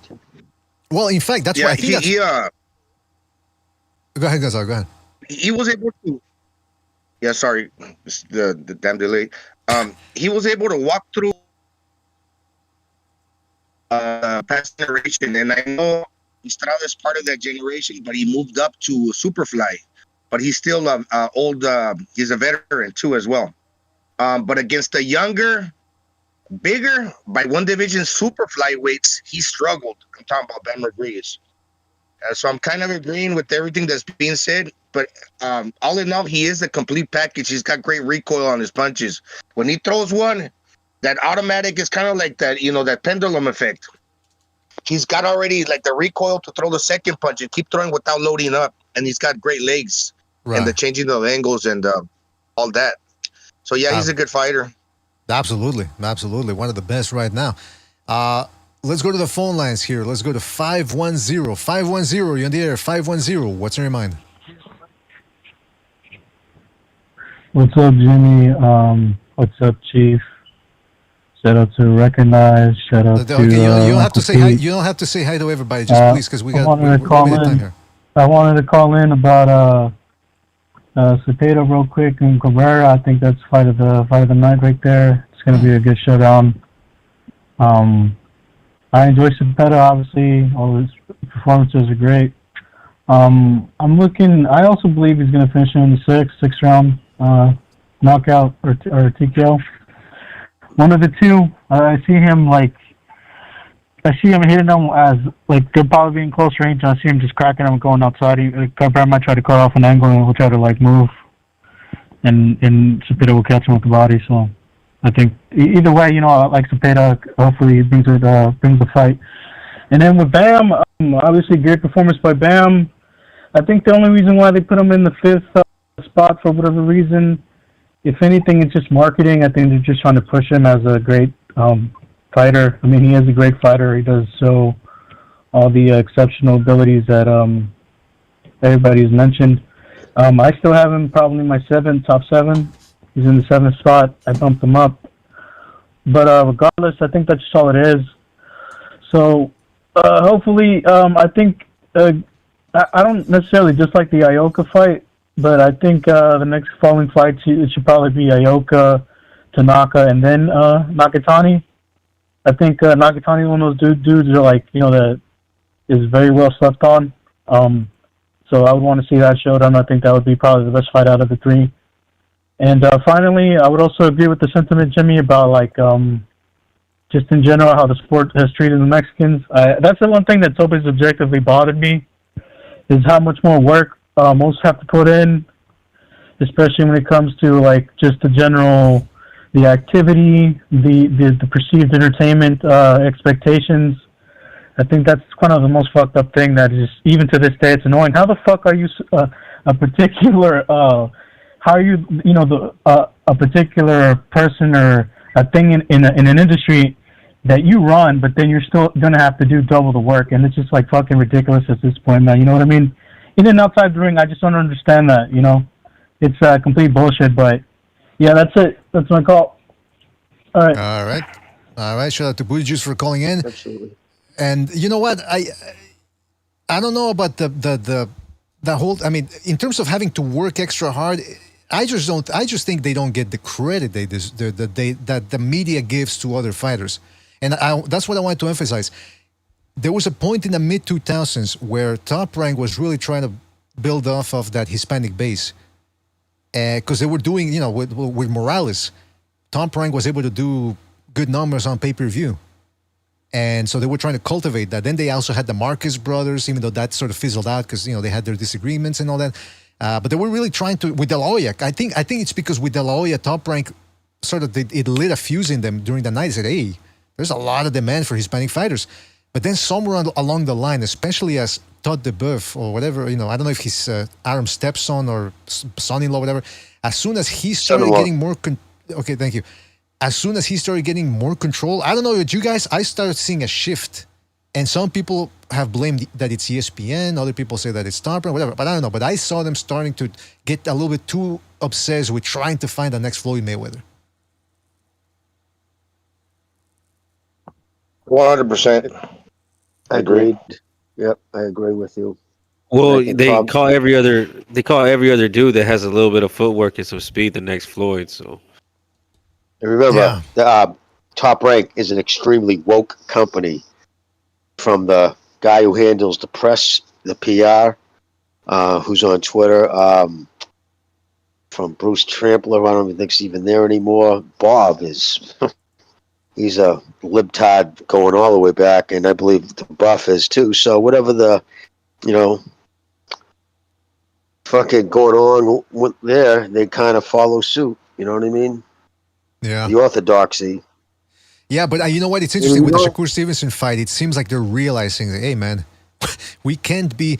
when we're talking about that... Well, hold on. First of all, let me read a super chat here. Shout out to Uncle Pete for his contribution with the super chat.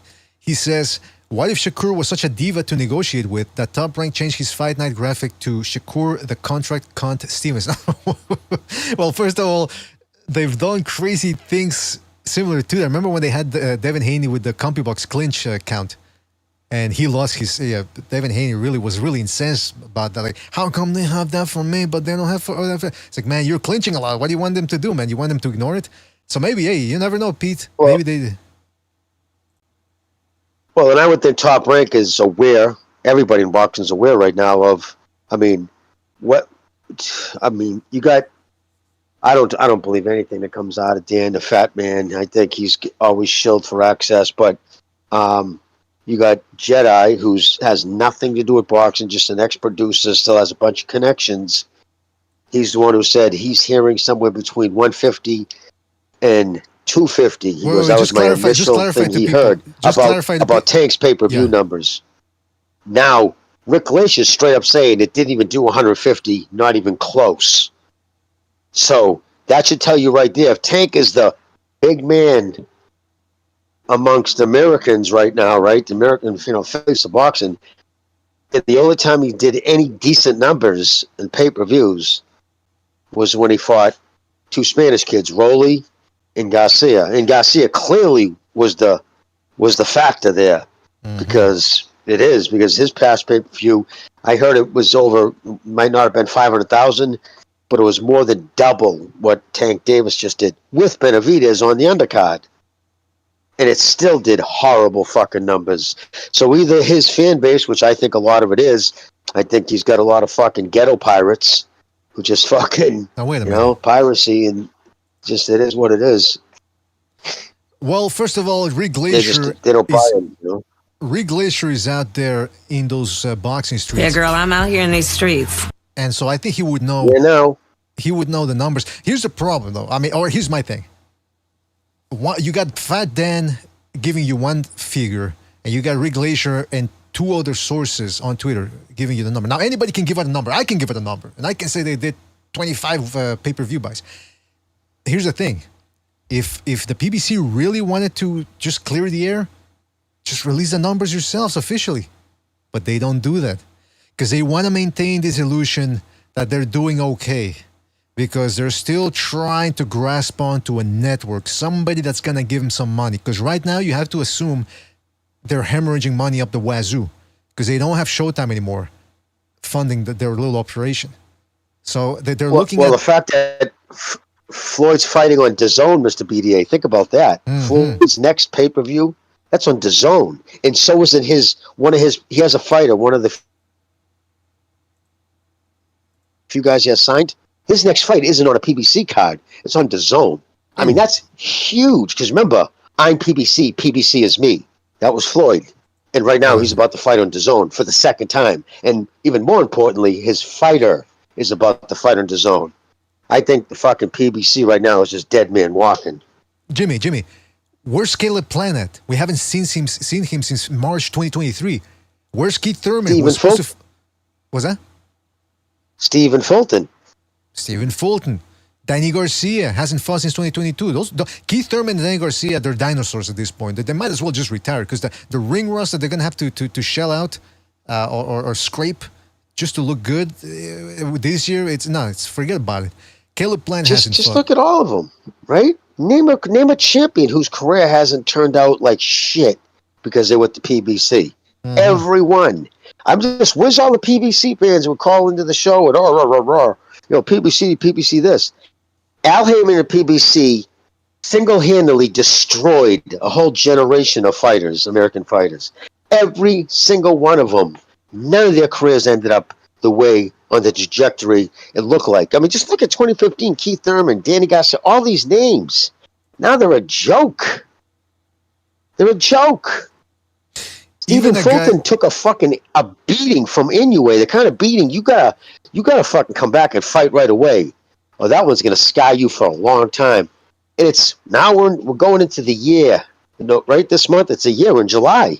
Yeah, actually, it's been over a year, and there's not even talk of him fighting anybody. It's crazy. No PBC fighter is worthy to make it to the Hall of Fame based on the inactivity, so they never got the opportunity. Really, they were thrown under the bus. Well, that's what I wanted to say about that is when you have a guy like Deontay Wilder, for example, he had the opportunity to make more money and be a bigger name than what he actually was. I said that during his career. I said, why is this guy fighting in half-empty buildings and doing horrible pay-per-view numbers? He should be fighting Anthony Joshua. And again, his fans will tell you that he's the one. Joshua was the one that avoided him. Blah blah blah. That's all been exposed. It's not true, and we're not gonna get into it now because it's too much of a long story. But again, if you want to just go by patterns, Errol Spence never became a huge star. He became a local star. He did okay in Texas, and he did okay pay-per-view wise when he had a solid B side with him. But he was never an A side himself. He was never a mainstream guy. Who else am I thinking about here? The Charlo brothers. For a while they were trying to market those guys as, oh man, this is going to be great. They fizzled out. And yeah, okay, one of them got his payday against Canelo, but legacy-wise, it's a lot of these careers. Has it been a bigger fall? BDA has it been a bigger fall than Jermell, not the older one, than Jermell Charlo. Literally, nobody talks about him anymore. He went from people arguing he should be on the top 5 pound for pound, and now nobody even mentions his name. And if they do, it's with a chuckle at the end. It's one thing they also have in common, and necessarily in front of them, but an idle mind is a close playground, and everything that those guys have in common, including Gervonta Davis, needs to be careful because he's this generation. But all those guys got in trouble with the law and got into accidents and whatnot, and that took away from their careers. That inactivity. Not for nothing, but somebody in the chat they got in trouble into accidents. Yeah, not for nothing, but I forget who it was in the chat. I saw it a couple of minutes ago. Somebody said, and then look at Caleb Plant, inactive and throwing beer, throwing beverages at people in fights. That's what he's doing now. This is what Caleb Plant's doing right now. Look at it. I'm putting it up on the screen here. Falling to the ground in fights and looking like Harvey Keitel in Mean Streets. Remember that scene where they're in the bar and they're fighting with the fat guy and the other guys, and he falls to the ground, starts trying to kick look at him. That's what he's doing now. That's how he's biding his time. No fights in the ring, just him getting into it with Ryan Garcia on the internet. That's him staying active. That's him shaking off the rust. I mean, come on, man. Why did this? I can't blame these guys too much for signing with Heyman because, again, these guys aren't that business savvy. They saw the him and Mayweather connection. They thought, oh, this guy must be some sort of mastermind genius who's going to get me to that level, and he couldn't. He can't. And you had fighters out there shilling for him. Keith Thurman, all of them. I'm with Al Heyman. You know, my future is set. Sure it is. In a way they got what they wanted. They got the big paydays. Caleb Plant got I think 12 million against Canelo. Errol Spence, after the accident and having to have Terrence Crawford wait on him, he got the 10 million and so forth. Charlo Jr., he got the big payday against Canelo as well. So I mean, they got the money, but they never established any sort of legacy, and they all lost too in that big fight. It's not just a legacy, Gonzalo, but I argue that if they would have been with a competent promoter, they could have had more big fights, because first of all, they would have been promoted properly and turned into bigger names, therefore more money, and more money means more opportunities to make the best fights. So that would have increased the money and the legacy at the same time. You can have both. You can have both. It's not either or. But again, when you weren't there, Gonzalo, but a couple of episodes ago, Jimmy and I were talking. We were reading a series of articles from Ring Magazine called "The Rise and Fall of HBO," and man, those guys had. Yeah, I was listening. Okay. You saw that they had competent people in the background at HBO making the fights. They knew who the fighters were. They would actually go to smaller cards and gyms and scout for talent. That's why if one guy ever went to Showtime or whatever, boom, another guy would prop up from HBO because they had a farm of talent. PBC does not have that. You see Eddie Hearn, De La Hoya, Top Rank. They always produce new guys, new undefeated guys coming up. PBC never really does that. So people say, oh, what about Kermel Martin or whatever his name is? That guy's he's 19 years old or whatever he is. He's far from ready to take the reins as a big name. The last top prospect they had recently, right? Wasn't it Frank Martin? He was just exposed as, he's never going to be world champion. But like you said, 30-year-old prospects with 15 fights. Yeah, listen, all the people, and I want to be a bigger man, not say I'm above it, but for all the years of people, you're just a hater. I just like to say, ha ha. Fucking idiots. I told you Al Heyman was no good for the sport. And, let me just dust my shoulder off here. Yeah, told you. And it's not even that Jimmy's happy to see the PBC fall, or maybe he is now after all the backlash he got, because you got to remember, Jimmy was, what was the name of this? I always confuse the Steve Kim show, the old one where he the did next with Montoya. round. Yeah, the one he did with Montoya. Yeah, the next round. Jimmy used to call in there, as far as I remember, 2016. Jimmy, when did you first start calling? Maybe because I remember hearing you 2016, but when did you actually? Was it 2015 or? The end of 2015. Right after the PBC was announced, I said, "Listen, man, I'm hoping this works. I truly am. The thought of free boxing. So when it was first announced, and I saw he grabbed all those fighters. First off, I didn't like the way it went down. I heard about how he waited for, actually pretty much drove." Oscar to the detox, man. You got to get your life together, dude. This is bigger than boxing. And then he's not even barely out of the car and they're calling all his fighters to a meeting to sabotage him. It was just slimy. But that being said, I remember how Al Heyman moved at HBO. He destroyed HBO. I mean, it's like everybody forgot or just didn't notice, or they weren't, when there was just they were drunk on the riches of boxing, Showtime and HBO. Nobody was really paying attention behind the scenes. And Al Heyman was the downfall of HBO boxing. And I said, okay. And what was his knock?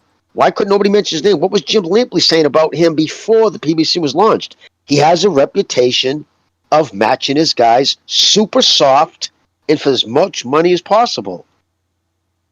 So, and I waited. I gave it about 6 months, and that's when I started calling it the next round and just saying, this is not going to end well.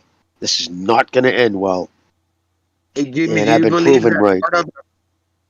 You believe that a part of his plan of remaining anonymous, maintaining that cloak of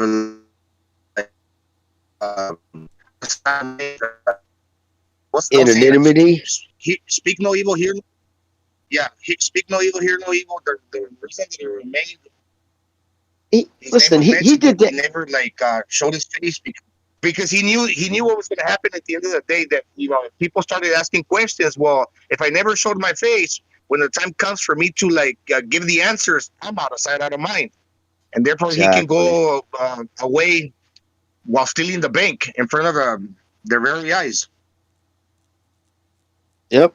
And name any other sport where the face of the sport or the most powerful man to the sport is not held accountable for his decisions he makes. Like, who the fuck does that?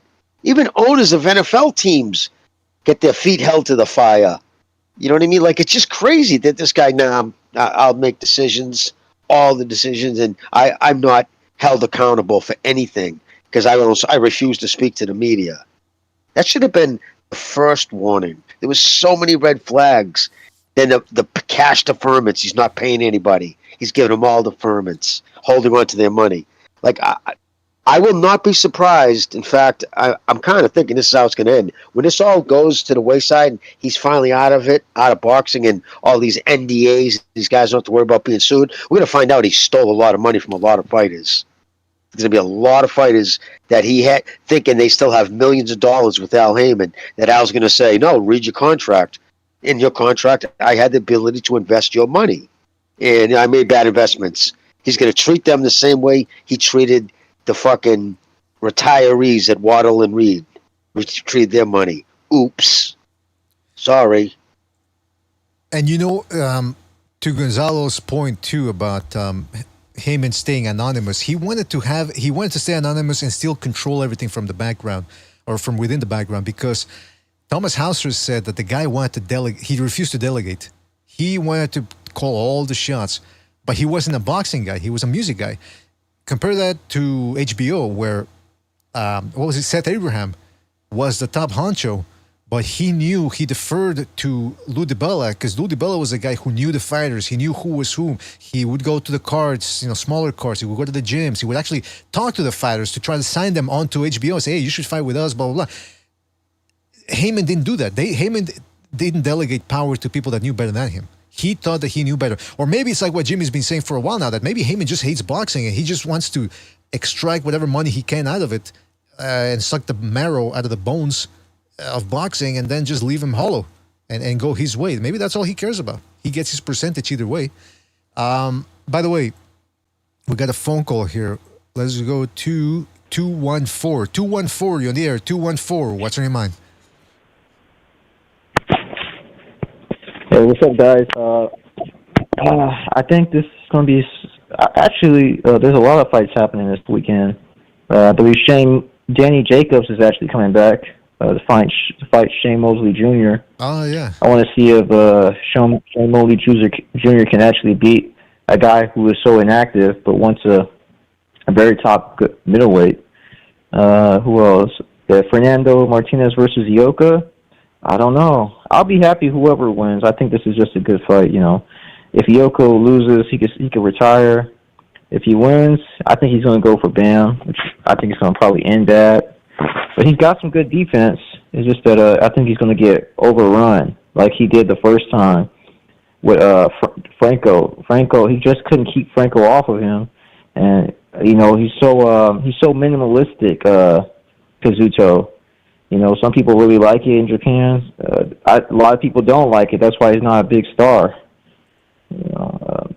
Who else? What do you mean by his minimalistic? What do you say? What do you mean by his minimalistic? He doesn't go for trying to set up knockouts or stuff like that. You can see it in his punches. His punches, to me, they look so soft. Most of them, anyway. Yeah, I agree with you. He's not exactly a power puncher. That's for sure. Yeah, I was watching. I'm like, yeah, he's got good defense, good high guard, good movement. Can be athletic when he wants to, but I really don't see really just sitting down on the shots, really trying to hurt people. I don't see that, and that's what allowed Franco to overrun him. You remember in the first fight? I'm like, damn, he's just pushing him back. Well, not even just Franco. I mean, Chihuahua Rodriguez. I thought he won that fight against Ioka too. Yeah, there's a couple of fights that a lot of people believe Ioka lost. when he fought that Thai guy, I thought the Thai guy beat him clearly.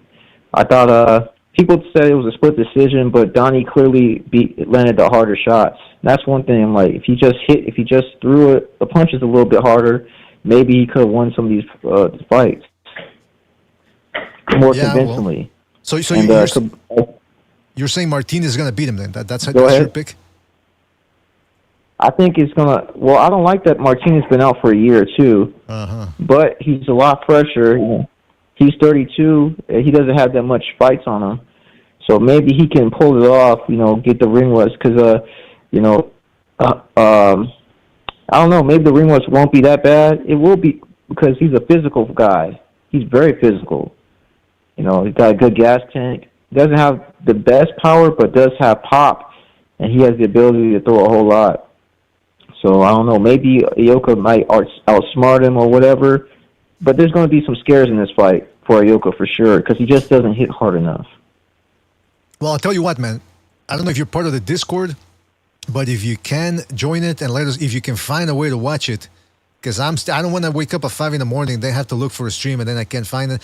Hopefully, ESPN or TSN shows it at the last minute. I don't know, but otherwise, we're gonna have to go into the dark arts to find it. But yeah, I'm looking forward to that fight, man. Sunday, nice little Sunday morning fight. At least it's not on a Tuesday or Wednesday like they usually do in Japan. Caller, anything else you want to say before we move on? I hope this is the last fight that we have like this with William Zepeda. I would like to see Zepeda, mix it up with somebody more well-known, more accomplished, whether it be Lomachenko, Gervonta, who else? Shakur. Shit, even that guy that got the WBO strap. I like to see him mix it up with someone, let him, fight for a title, something. Yeah, well, we'll see what happens, man. I think after this one, they're certainly going to start looking for a big fight. At least I would hope so. All right, well, listen, caller, we got to move on here, but thank you for your call and call back next time. Take it easy out there. All right. All right, that was yeah, man. I'm looking forward to that Martinez fight too, Ioka. Don't forget to hit the like, fellas. Hit the like, hit the like, hit the like. It really helps us out. Let's go to another phone call here. Let's go to 713. 713, you're on the air. 713, what's on your mind? Yeah, this is me making a remark towards the Bam Rodriguez fight. Supposedly he's being hyped up, but I mean, he did beat I want to say champion, a former champion, but he did come off such a long layoff. I watched it, but I mean, what do you expect? I mean, if I won like that and I already collected belts and somewhat unified, I want people to say I want people to get on my hype. That's all I'm saying.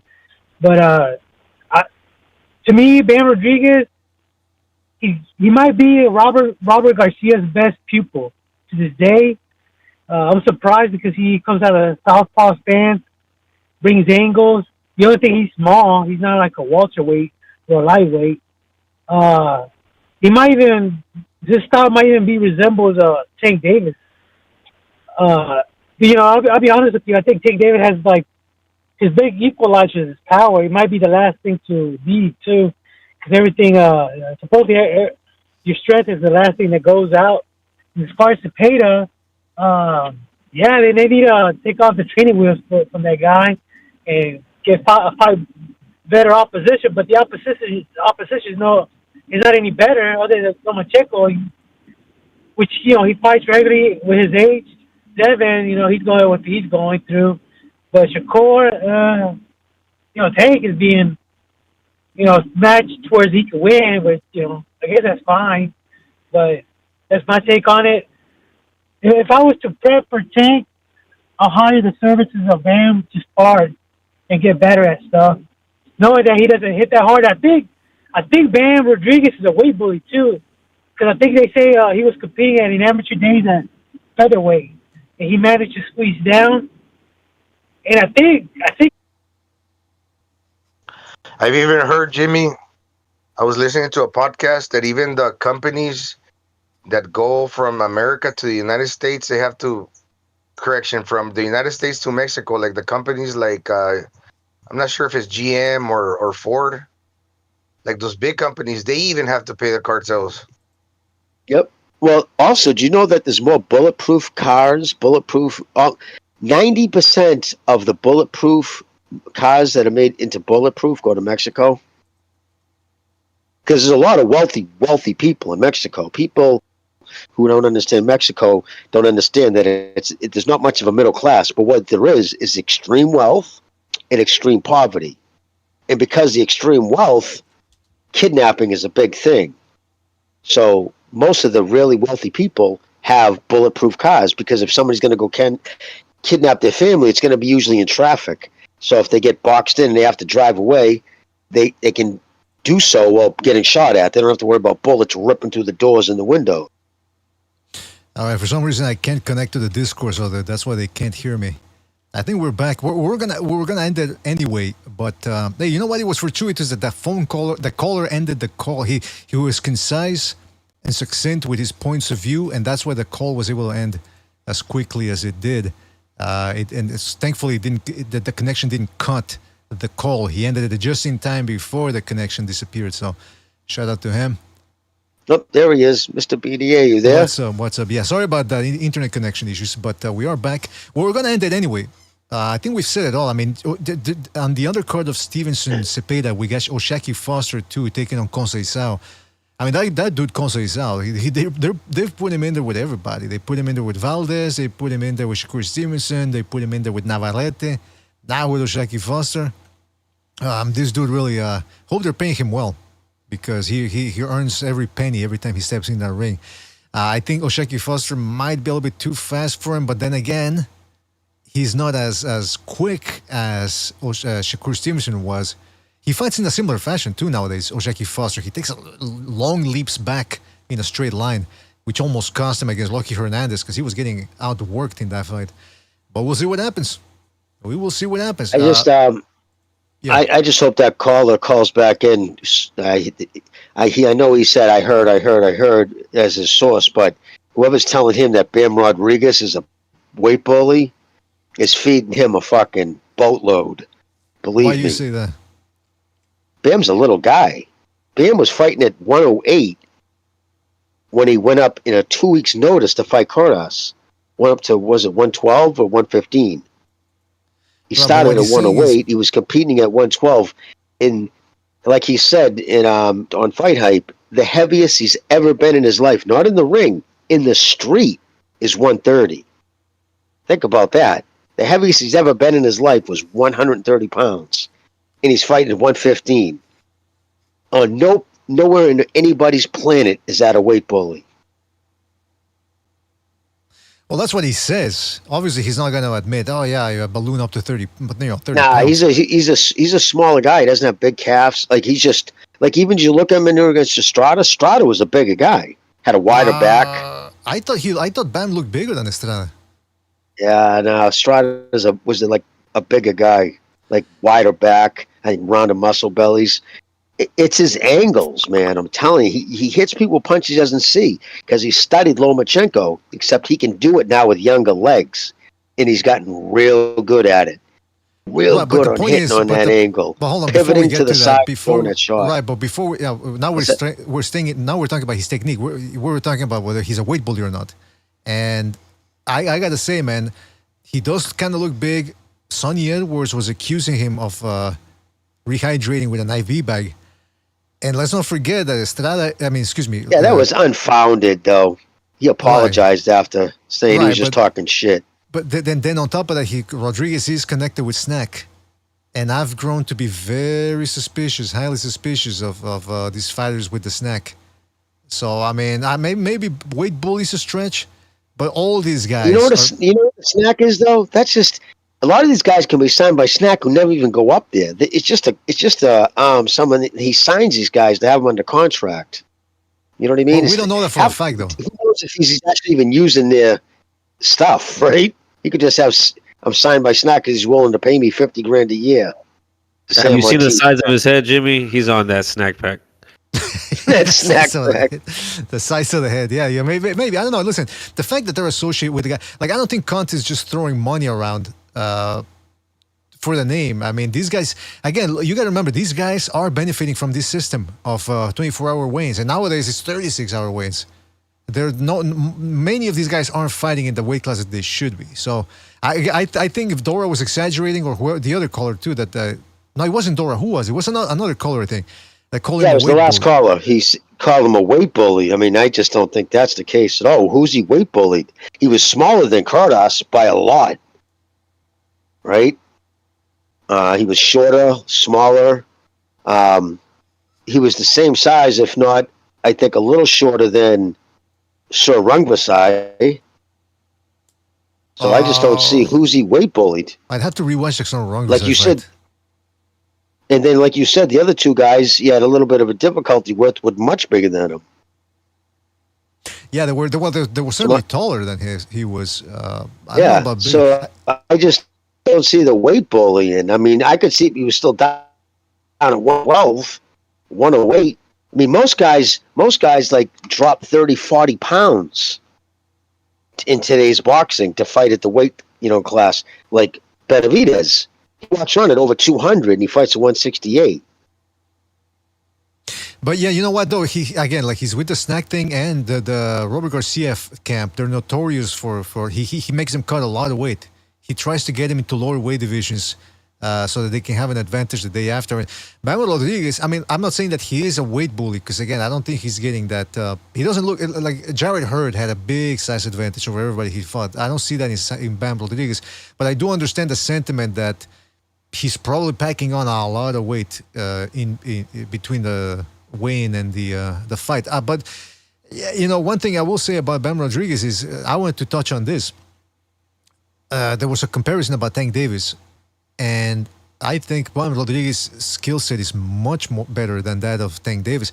Tank Davis really one of the first times we saw him back somebody up was in this Martin fight. Rodriguez is backing almost everybody up, like Lomachenko.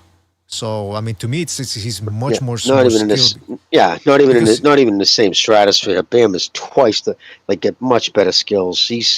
It's his punch selection too. He throws the right punch at the right time, at top speed. You know what I mean? Like it just, and you see his progression, right? You look at some of his knockouts from a few years ago to now. Right. Now that he's getting his man strength, he's only 24 years old too. Remember, he was only 22 years old when he just turned 22 when he fought Crud, I can't pronounce his name right, but he was just turned 22 years old. In fact, he was the youngest world champion at the time in boxing. Yeah, it's interesting when you see guys that I was on. I want to give a shout out to D Block. I just found out how to join Twitter Spaces.